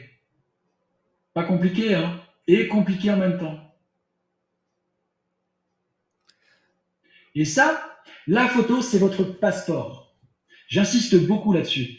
Parce que même si vous êtes connu, moi j'étais dans une prod là, il y a 15 jours, 3 semaines, et en fait, ils étaient en train de bâtir sur le mur les familles de personnages. C'est une grosse série qui va remplacer Engrenage sur Canal. Et ils étaient en train de faire les familles de personnages. Et ben, il y avait des gens connus, mais ils avaient leurs photos. Ils avaient leurs photos, ils mettaient leurs photos au mur à côté de l'autre comédienne connue et ils faisaient des familles comme ça. Et oui, Même les gens connus, ils doivent avoir des bonnes photos. Oui, c'est limite ça. Ouais. Limite avec une proposition. Ouais, ce qui m'intéresse, moi, c'est que est-ce que les gens comprennent bien la différence entre une photo OK et une photo pas OK? Il y a vraiment des critères très particuliers. Vous voyez, ça c'est une photo OK. On voit la personne. Elle est limite, hein, parce qu'il y a un peu de stylisme derrière avec l'architecture et tout ça. Donc on s'intéresse un peu à ce qui se passe derrière, mais vous voyez, quand on voit la photo de Thierry Ragic, par exemple, Thierry Ragic, bon, bah, il n'y a pas photo, quoi. Il n'y a pas de tralala, c'est boum, salut, c'est moi, voilà qui je suis. Ouais. Tu vois? Voilà ce que je peux dire sur les photos, qui est un des éléments primordiaux quand on débute, quand on veut se lancer pour vivre de ce métier. Voilà ce que je peux te dire. Je reviens un peu à l'image. Ah, je vais tourner ça. Ouais. Tu peux nous parler un petit peu de profession acteur, nous présenter. Parce que là, j'ai Denis qui nous demande si ta formation est adaptée aussi pour une collégienne qui sera en 3e à la rentrée. Oui, alors moi dans ma formation, j'ai tous les panels d'âge. J'ai des jeunes qui ont, je crois que la plus jeune, elle doit avoir 14 ans. Et j'ai des gens plus âgés. J'ai une dame qui s'appelle Nadine, qui a 78 ans et qui a été une des premières membres de Profession Acteur, qui est une dame qui est retraitée et qui a toujours voulu faire ça, qui a toujours fait du théâtre amateur et qui s'est lancée. Et elle cartonne. Elle cartonne. Elle a fait 4 pubs en 1 an et demi. Et des pubs, elle est partie au mois de janvier à Majorque pendant 5 jours. Elle me bénit tous les jours. Elle me dit, mais Mathéo, je gagne 1 000 € par jour et grâce à vous, j'ai jamais gagné autant d'argent. Je fais mon métier, je suis baladé. On me maquille, on me donne des conseils pour les ongles, pour mes cheveux. C'est formidable. C'est génial. Moi, je suis ravi. Ouais, c'est génial. C'est génial. Voilà. Et elle vit son métier d'actrice, quoi. Et elle habite dans le 91 et elle est reconnue chez le boucher, quoi. Enfin, voilà, c'est génial. Moi, je suis ravi. Donc oui, effectivement, moi j'adapte de l'auditeur. C'est moi ce que j'aime bien, c'est quand même que les gens, ce que je propose, c'est quand même que pour des gens qui ont déjà une formation, ils sont déjà dans des cours. Donc si cette jeune fille est déjà dans un cours, oui, c'est bien parce que je vais lui expliquer où est-ce qu'il faut qu'elle aille, comment il faut qu'elle fasse pour se commencer en tant que comédienne. Et surtout pas aller à droite à gauche. Là, j'ai quelqu'un qui m'avait contacté sur Facebook. Le type, il a payé pour être dans une agence. Ah oui. Mais il a payé pour être dans une agence. C'est-à-dire qu'il paye un abonnement pour être dans une agence qui est censée le vendre à des productions. Et jamais, jamais, jamais, on ne paye pour être dans une agence. Ça, c'est un truc. Il y a des arnaques sur le net. Jamais. Vous ne payez. Et en plus, c'est 800 € l'année, quoi. Mais c'est... Jamais, jamais, jamais faire ce genre de choses. D'accord. Alors, est-ce que vous voyez Oui, je vois, oui. Ouais. Ça, c'est le sommaire de Profession Acteur, vous voyez. Donc, je commence avec le module 1 qui s'appelle « Ce dont tu as absolument besoin pour commencer ». Voilà, je parlais de la formation, la meilleure formation pour être un acteur professionnel. Ça reprend ce que je disais un peu au début, tu vois, sur qu'est-ce qu'un bon cours. Qu'est-ce qu'un bon cours de comédien, comédienne, pour apprendre réellement son métier. Et pour les enfants, par rapport à la fille de ce monsieur, vraiment les cours d'impro, c'est ce qu'il y a de mieux. Ensuite, comment avoir la photo qui te ressemble le plus? Ça, on vient d'en parler. Comment rédiger un CV? Alors ça, rédiger un CV d'acteur, d'actrice ne se rédige pas du tout de la même manière qu'un CV de technicien, de commercial, ou ce genre de choses. Pas du tout. D'accord. Il y a vraiment des petites subtilités qu'il faut surtout pas louper, quoi. Ensuite, dans le module 1, c'est avoir la bande démo, la fameuse bande démo. Même si on n'a pas d'image, je vous donne une roadmap, une feuille de route pour faire une bande démo qui tient la route et que vous pouvez présenter. Déjà. Cool. Voilà des images de moi.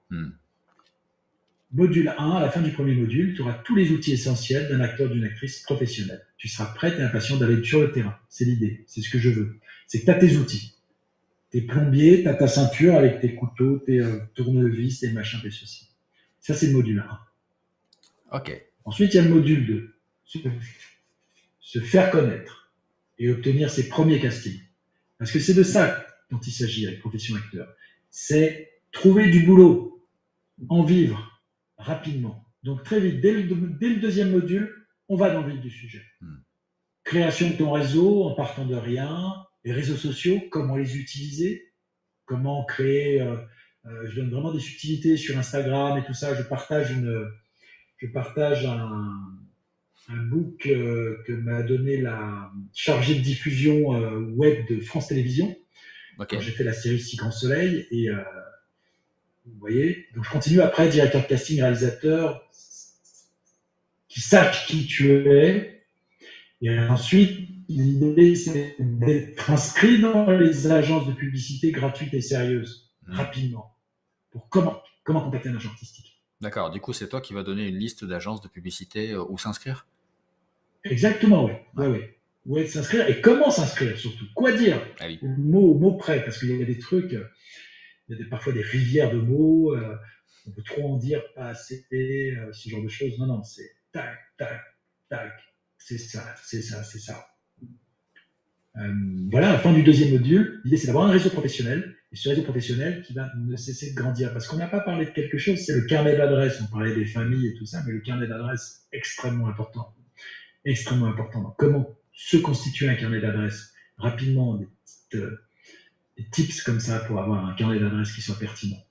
Yes. Ensuite, le module 3, tout de suite, audition, casting, essai, on se prépare. On se prépare parce que je considère qu'à partir de là, vous allez avoir vos premiers castings. Ce sera peut-être pour un court-métrage qui ne sera pas payé parce que les courts-métrages sont rarement payés. Par contre, vous aurez votre premier casting et ce sera un court-métrage parce que je vous apprends à sélectionner des bons courts-métrages, des mauvais courts-métrages. Alors, je ne sais pas s'il y a des gens qui nous écoutent qui ont une expérience dans le court-métrage, mais on a tous eu une expérience dans le court-métrage où on fait un court-métrage qui va être le nouveau Tarantino et on tourne pendant 4 jours, on dort 2 heures par nuit, on mange des madeleines et du 4 quarts pendant 4 jours et au final, le court-métrage, on ne le voit jamais, on ne sait pas ce qu'il est devenu et ça a servi à rien du tout à part être crevé et parfois bien s'amuser. Ouais. Non, je donne vraiment des clés pour pas faire perdre son temps, pas faire perdre son temps et faire des courts-métrages qui servent à rien. Non, moi ce que je veux, c'est qu'on fasse des courts-métrages qui servent à quelque chose, qui font des festivals, qui sont vus, qui peuvent être même achetés par les télévisions. Voilà. Donc, audition, casting, essai, se préparer. Comment se préparer? Ben voilà, c'est ça. Comment faire la différence entre tel ou tel casting et bien choisir pour ne pas perdre son temps. Je ne l'avais pas vu, c'est devant les yeux. Payer, pas payer, les courts-métrages, la figuration. Alors, la figuration, j'en parle brièvement parce que pour moi, c'est pas le même métier. C'est un métier différent. C'est quelque chose qui peut aider à voir ces fameuses heures d'intermittent, ce genre de choses, mais c'est complètement différent. Ouais. Comment répondre aux premières demandes? Première demande, on voudrait vous voir, on voudrait vous rencontrer. OK. Et je donne ma façon à moi de préparer mes castings. Comment je prépare un rôle? Comment je prépare un casting? Après module 4, le jour du casting, là, vous y allez, vous allez au charbon. Donc là, les astuces et conseils appliqués dans la salle de casting. Vidéo 2, j'étais comment? J'étais bien, j'étais pas bien. Ce qu'on doit faire absolument quand on sort d'un casting. Ça, c'est très, très, très, très important. Pour pas s'user, vous êtes comme un sportif. Vous allez avoir un casting aujourd'hui, mardi, vous en aurez peut-être un autre jeudi, vous en aurez peut-être un autre le mardi d'après. Donc, il ne faut pas s'user. Il faut vraiment rester dans le temps présent et chaque jour est un nouveau jour, quoi. Ça, il y a la gestion des émotions et ce genre de choses dont on parlait, Gabriel et moi, et que Gabriel maîtrise encore mieux que moi, mais il y a des petites choses à savoir et à maîtriser. Et vidéo 3, self-tape, c'est-à-dire que vous filmez vous-même. C'est vous-même qui préparez le casting. C'est-à-dire qu'ils n'ont pas le temps de vous recevoir ou ce genre de choses. Et ça, c'est très bien parce que ça ouvre la porte à tous les gens qui habitent en Provence. Oui. C'est-à-dire que quelqu'un qui est au fin fond de Clermont-Ferrand, il peut très bien passer un casting pour un téléfilm à l'heure actuelle ou pour une pub, grâce à la self-tape. Sauf que la self-tape, il faut savoir la faire. Et ça, ça s'est développé plus pendant le confinement ou c'était déjà très développé avant? Ça commençait. Mais ça n'avait pas bonne réputation, les gens traînaient des pieds sur le fait de le faire. Et depuis le confinement, un casting sur 2 se fait en self-tape. Ah oui, quand même. Ouais, les grosses sélections se font en self-tape rapidement. Et donc, autant avoir des self-tapes qui tapent, quoi, ouais. qui sont regardables. Et après, j'ai le module 5. Je finis par le module 5 avant les bonus. C'est le quotidien d'un acteur qui vit de son métier. D'un acteur, donc je parle de moi, mais c'est aussi bien pour une actrice. Donc, les bases du professionnalisme, je parlais de l'art de vivre, comment la gestion du temps, des émotions, de l'argent, des échecs, des réussites, ce genre de choses. Vidéo 2, mon secret pour garder le moral et décrocher les contrats, ça c'est quelque chose, c'est Matteo Made. Ça c'est un truc que j'ai fait, que j'ai mis au point, ça fait 20 ans que je l'applique, qui marche très très bien.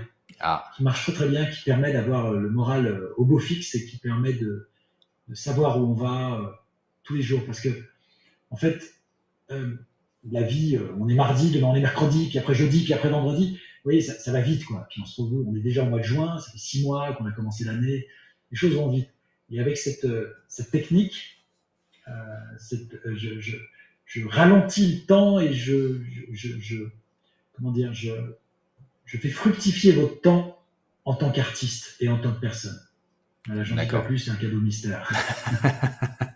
Mais rien que le module. C'est un bon teasing déjà. Ouais, elle mériterait une conférence avec tout seul.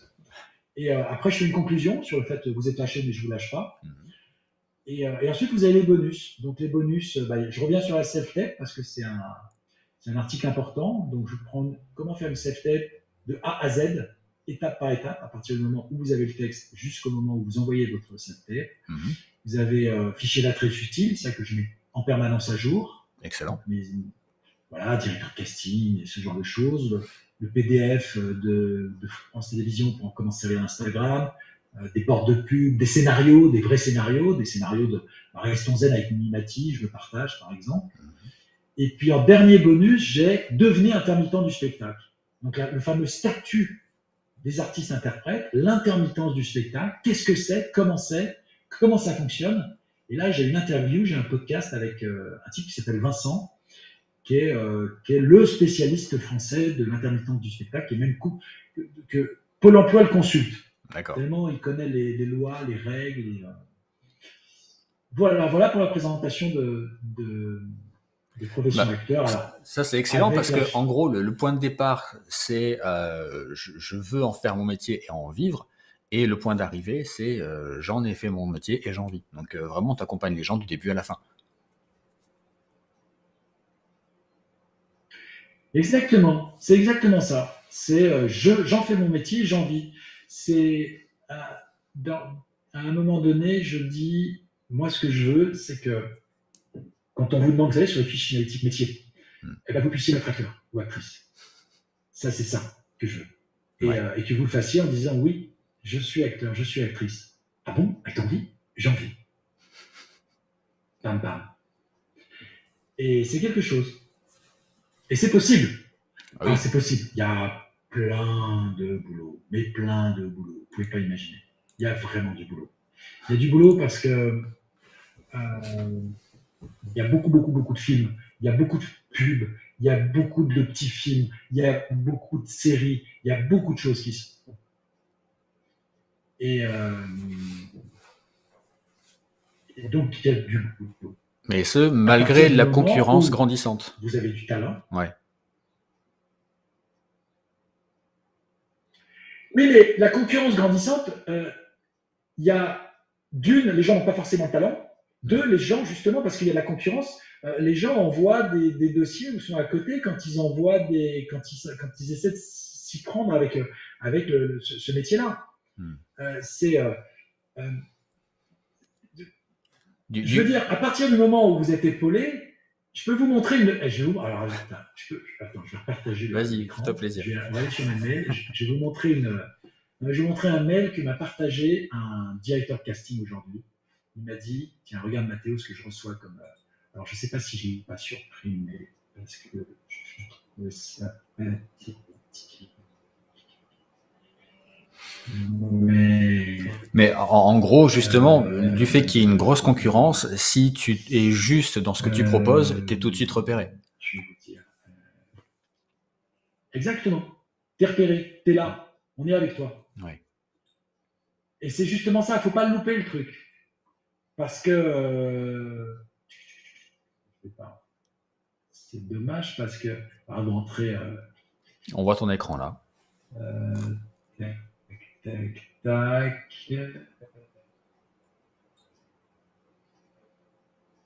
Oui, non, mais ça ne me dérange pas. J'ai absolument tout bien, très bien. Il n'y a pas de quelqu'un qui m'a partagé un casting. Un directeur de casting qui s'appelle Mourad Frarema qui m'a envoyé. C'est un copain et on t'envoie comme ça des messages. Et il m'a envoyé un message d'une fille qui a 22 ans. Et qui m'a envoyé une demande de voilà, je voudrais travailler, je voudrais être actrice chez vous, que vous me mettiez sur les prochains castings qui fait 25 000. Et ça la dessert. Ah oui. La fille, elle envoie ça. Mais Mourad, déjà, il n'a pas le temps, il va pas. Et puis, vous voyez, mais je ne suis pas là pour juger si elle a tort ou a raison. Je veux dire, on est justement par cette concurrence et tout ça, on est dans un métier qui est très dur, où on se moque très vite des gens, où on base très vite les gens. Une fille qui envoie ça avec 25 lignes d'explication pourquoi elle veut être actrice et pourquoi c'est formidable et pourquoi il faut la choisir et pourquoi il faut lui faire passer des essais, c'est foutu. Elle ne bossera, même s'il a un rôle de fille de 22 ans à laquelle elle pourrait correspondre. D'accord. Je vous le garantis. Parce que il se dit qu'elle n'est pas professionnelle, parce qu'il se dit que si elle parle tout comme ça, elle va prendre la tête à tout le monde sur le plateau, parce que j'en sais rien, mais il ne va pas le faire. Oui, je comprends. En fait, il faut des lasers à l'heure actuelle pour bosser. Ben, est-ce que tout le monde peut vraiment devenir acteur? Parce que Yann nous demande, dans le cas d'une personne de 65 ans qui est en fauteuil roulant électrique, est-ce qu'il y a des possibilités? Alors, je vais te dire, c'est un peu plus compliqué, forcément. T'es en fauteuil roulant.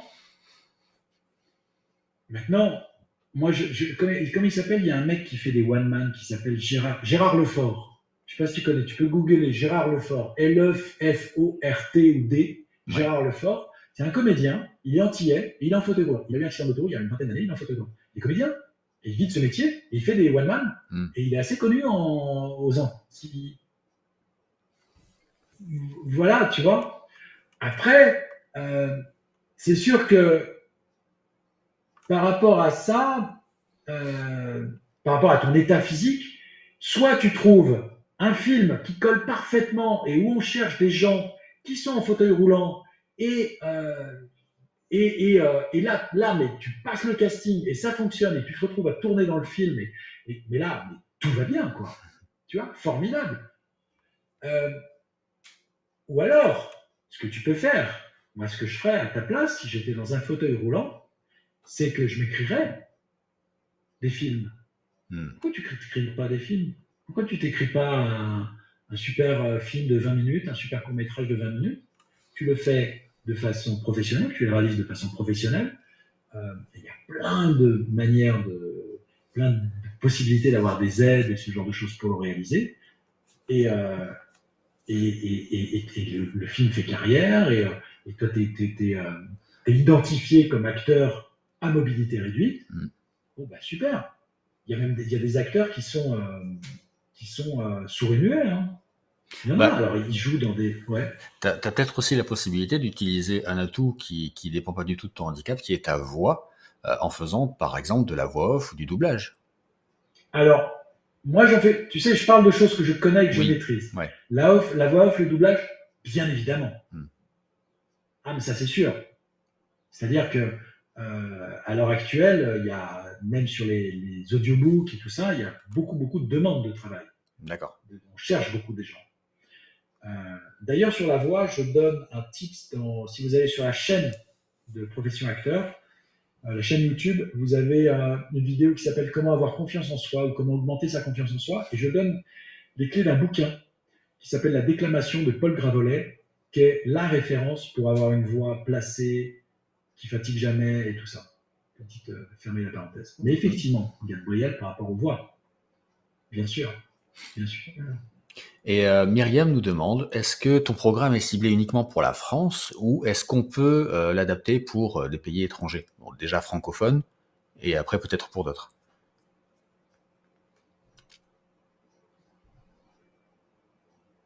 Alors, c'est une excellente question. Je suis en lien avec un comédien américain qui a bien aimé ce que je propose et qui voudrait le développer aux États-Unis parce qu'il trouve qu'il y a des similitudes. Il me parle des États-Unis, il me parle de Hollywood. C'est quelqu'un qui bosse à Hollywood, un acteur qui bosse à Hollywood, qui vit de son métier. D'accord. Et en fait, il me disait qu'à 80%, on est dedans. C'est-à-dire qu'est-ce qu'une bonne photo, comment rédiger le CV, ce genre de choses. Il me dit maintenant, il y a des petites différences parce que, et ça m'a fait rire quand il m'a dit parce qu'à Los Angeles, tu peux rencontrer tout le monde tout le temps. D'accord. Et à Los Angeles, c'est très facile de rencontrer les gens. Ce qui n'est pas le cas en France.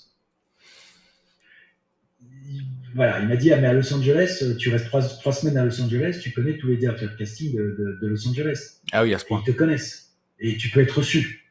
D'accord. Tu peux passer des essais. Tu vois. En France, fermé. Alors là, si tu n'as pas le listing que je partage, tu n'as pas les adresses, quoi. C'est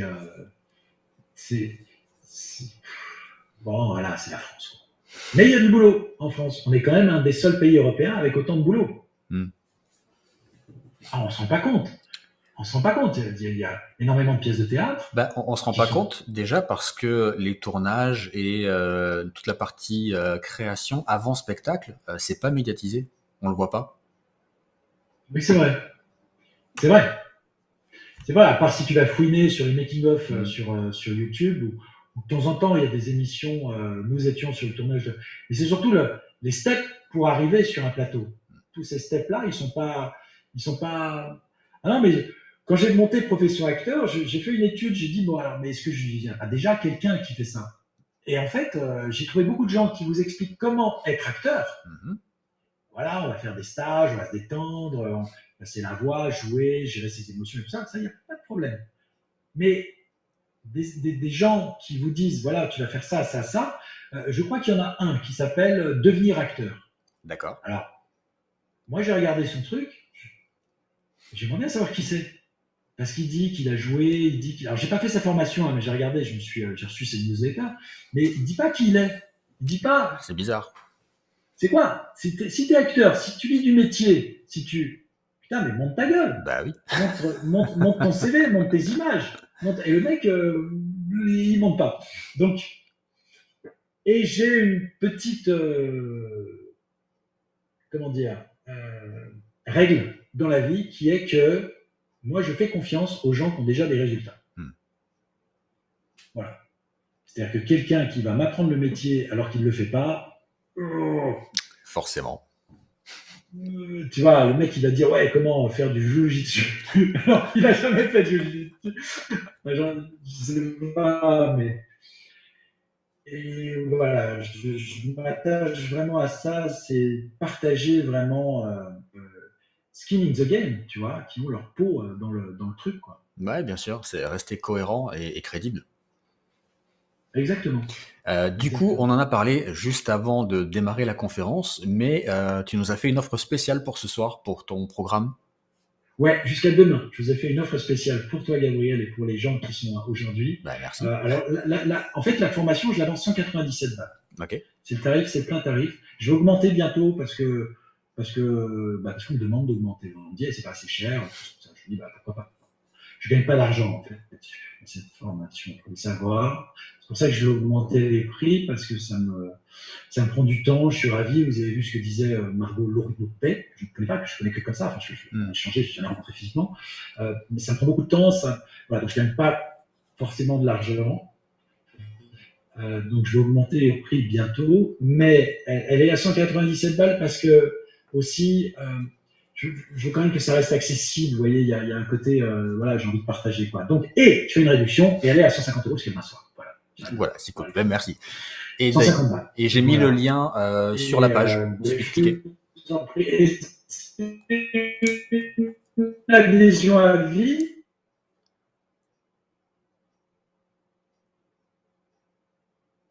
Ouais, ça recommence à bugger. Et c'est une adhésion à vie, je tiens à le préciser. Il vaut en petit 1, 2, là, 1, 2, 1, 2. Tu m'entends? Ouais, je t'entends. Je suis full là. Ouais, ok. Je disais que c'est une adhésion à vie avec des remises à niveau, en particulier sur le fichier d'acteurs, d'actrices, de directeurs de casting que je remets souvent à jour. Il y a la page Facebook aussi, sur laquelle les adhérents peuvent venir échanger des informations et tout ça. Moi, quand j'ai des plans casting, là, dernièrement, j'avais mis le plan casting pour l'histoire de la Tour Eiffel. Il y a un grand spectacle qui se fait à partir de septembre. Et c'est quelqu'un de profession acteur qui l'a eu, d'ailleurs. Ah, chouette. Je suis très content. Ouais. Alors ça, vraiment. Mais ça ne m'étonne pas parce qu'il avait une belle formation. Et bref, donc il va y avoir un spectacle comme ça sur la Tour Eiffel. Mais puisque partage d'écran, ça marche et je me débrouille bien maintenant avec, je vais vous montrer d'autres. Ouais, tu gères. Je peux vous montrer d'autres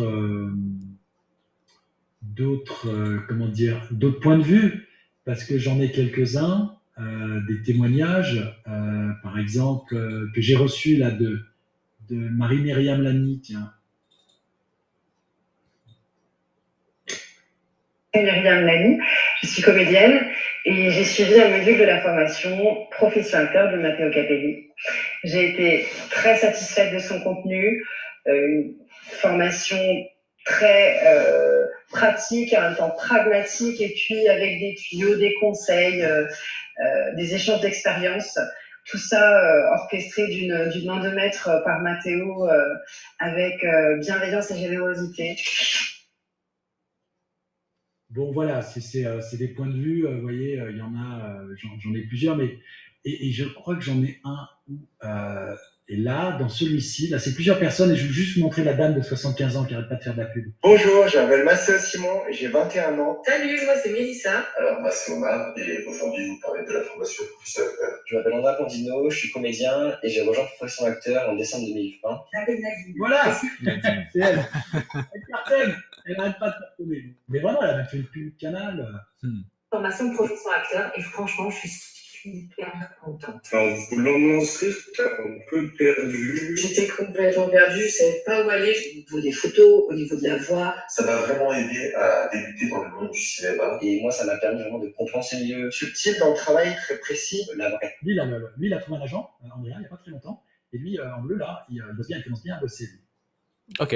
L'avant-casting, l'après-casting, le casting. Puis j'ai trouvé énormément de conseils. Plein de petites choses à savoir. J'ai pu décrocher plus de casting et qui dit plus de casting dit plus de résultats et donc plus de tournage. Matteo, c'est un super coach. Comment contacter les gens, quoi faire, comment le faire surtout. Je me suis retrouvé dans des films. Comment faire un CV, comment écrire un mail pour une annonce de casting, vraiment tout. Je me suis retrouvé dans des pubs. Mathéo, il est super disponible. Je vous remercie de tout cœur du travail qu'on a fait ensemble. Mathéo est vraiment très présent. Si on a une question, il ne faut pas hésiter à lui poser et il répond vraiment du tac au tac. Vous savez ce que vous êtes, ce que vous voulez donner. On a à peine le temps de poser la question, paf, on a la réponse. En fait, je lâche rien, quoi. Mathéo Capelli est là pour m'aider quand j'ai besoin. Et ce que j'aime par-dessus tout, c'est le Facebook. Mathéo m'a beaucoup aidé et je sais maintenant où aller. Maintenant, je sais quoi faire de mes journées. Et à bientôt sur le plateau de tournage. Non, je sais quoi faire de mes journées, ouais. Il est rentré en agence de comédien il y a pas très longtemps, en agence de pub. Et je suis content parce que là, il a fait des vidéos, c'est des petites vidéos que j'aurais demandé de faire.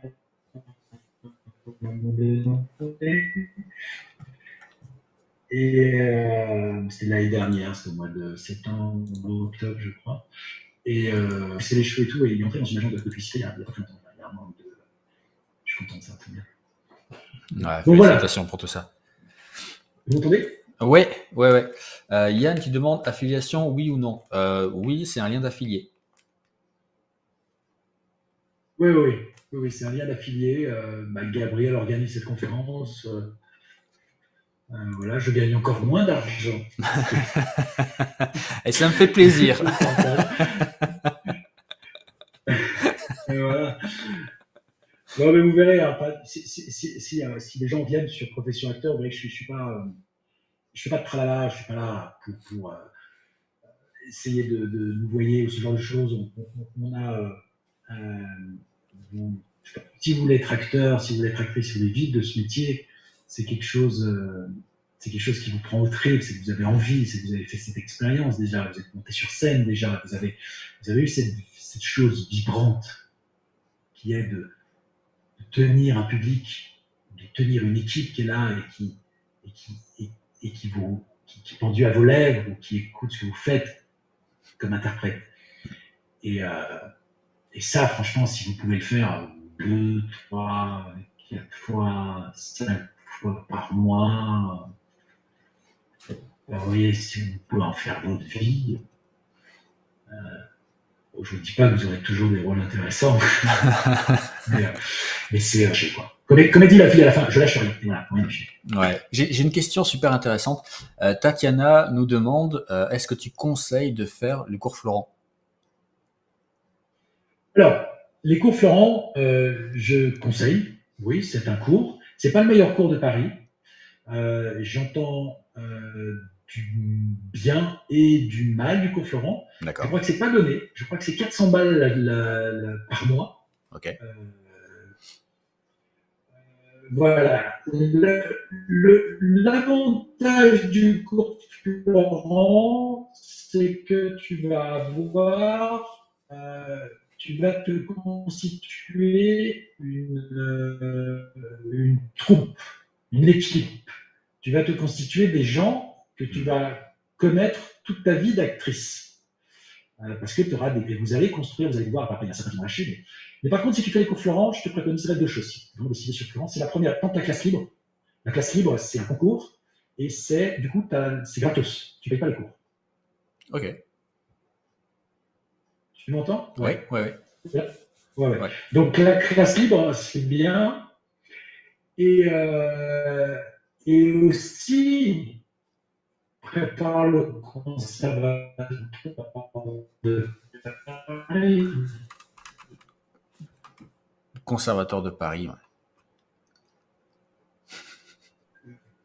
Par le cours Florent, c'est-à-dire prépare le conservatoire de Paris, le conservatoire supérieur d'art dramatique de Paris. Ça, si tu rentres au conservatoire, c'est super, tu apprends plein de choses, tu apprends à jouer à la caméra, là on vient de chercher, c'est un concours, hein, basé sur ton talent, ton état d'être, et je crois que c'est près de 30 élèves par session, je crois. Après, Florent, après tu as un très bon cours, moi que j'aime beaucoup, qui est le cours Aquaviva.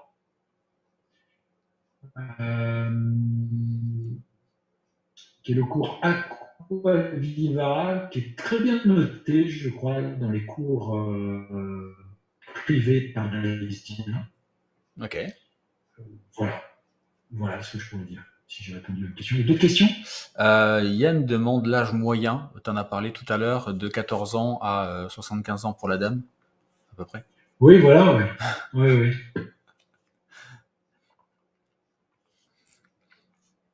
Et donc après, j'imagine que du moment que tu intègres la formation, tu as tout de suite le lien pour rentrer dans le groupe Facebook. Dans le groupe Facebook, je le donne après 15 jours. C'est-à-dire que parce que je me suis fait piller au début. J'ai des gens qui ont pris la formation, qui sont venus, qui ont pris les bonus, ils ont pris tout mon fichier, tout ça m'est arrivé 2 fois.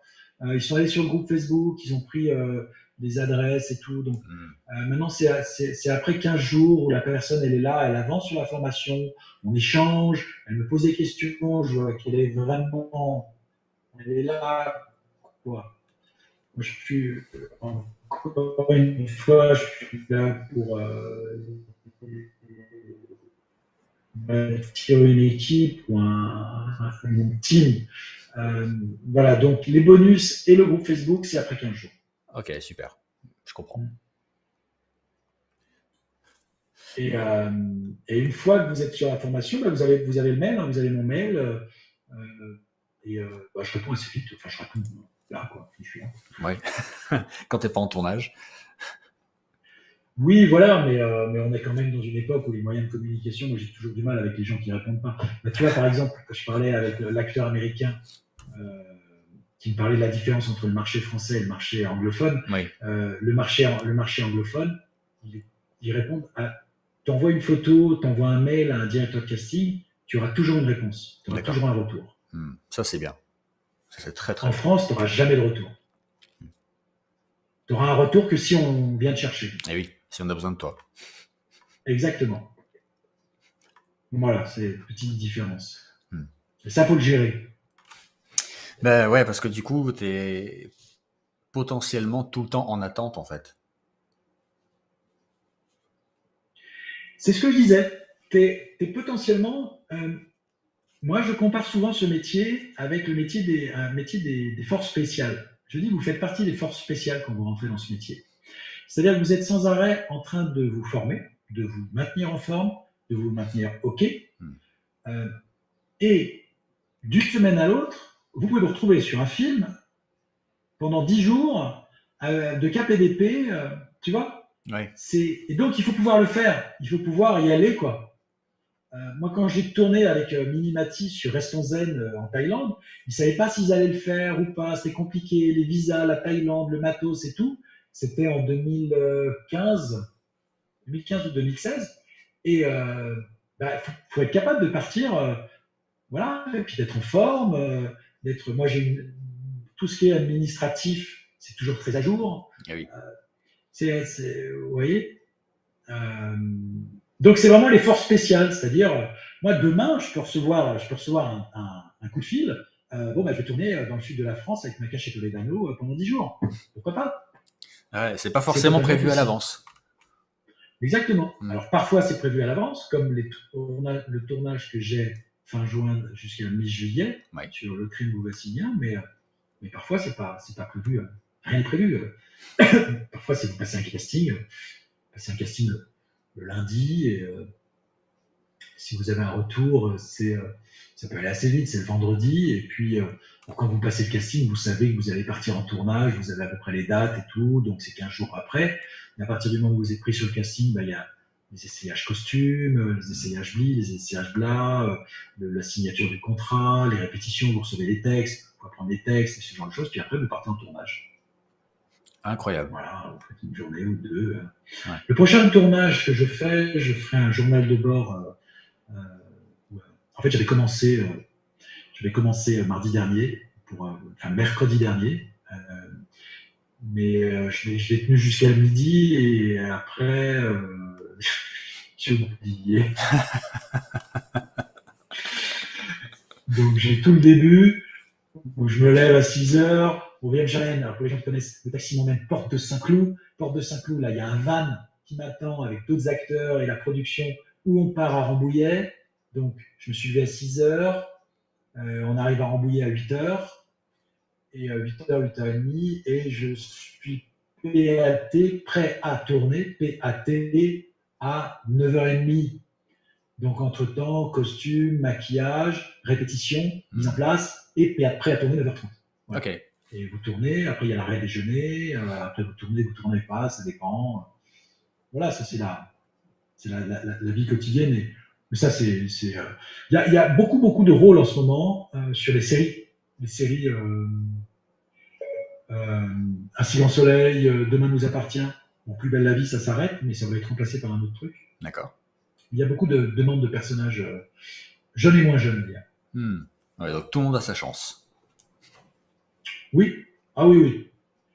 À partir du moment où vous pouvez aligner trois mots d'un texte. Attention, moi je ne fais pas de tralala. Je ne suis pas là en train de dire je vais faire de vous une star. Déjà, acteur, actrice, c'est un métier. Ah oui. Donc c'est pour ça je commence par la formation. On est formé, on est déjà monté sur scène, ce que je parlais tout à l'heure, cette vibrance, vous l'avez eue, vous êtes confronté, vous êtes capable de dire un texte en pleurant, dire un texte énervé, dire un texte avec de la joie. Ça y est, vous êtes acteur. Ok, maintenant il faut bosser, il faut remplir le frigo. On va payer les factures. Voilà. Ouais. Yann demande s'il y a des techniques pour apprendre un texte. Oui. Je donne des techniques pour apprendre un texte. J'en donne dans Profession Acteur de façon un peu poussée. Et j'en donne d'autres sur la chaîne YouTube. Je pense que vous pouvez trouver une vidéo ou deux techniques pour apprendre un texte, effectivement. Mais bien sûr, il y a des techniques pour apprendre un texte. Bien sûr, parce que parfois, vous pouvez avoir un texte du jour, 3 jours avant, 2 jours avant. Ah ouais.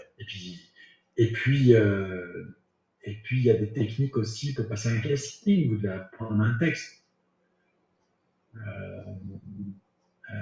Voilà. Ok.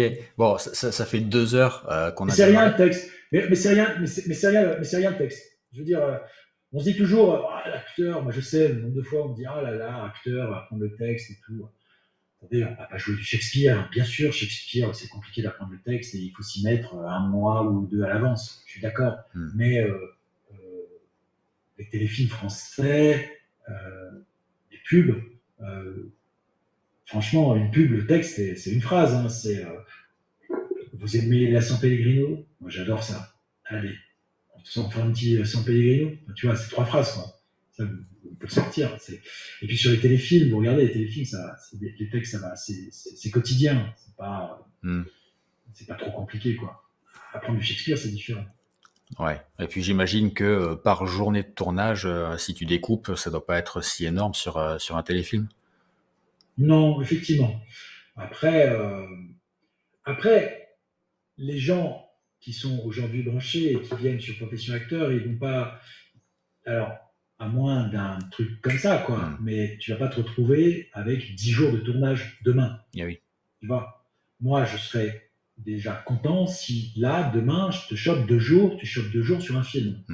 Tu chopes 2 jours, sur 2 jours, tu vas avoir 3 pages de texte par jour, mais des dialogues. Tu vois, donc ça s'apprend très simplement. Et puis tu seras tellement content que tu vas apprendre ça bing bang. Tu vois. Yes.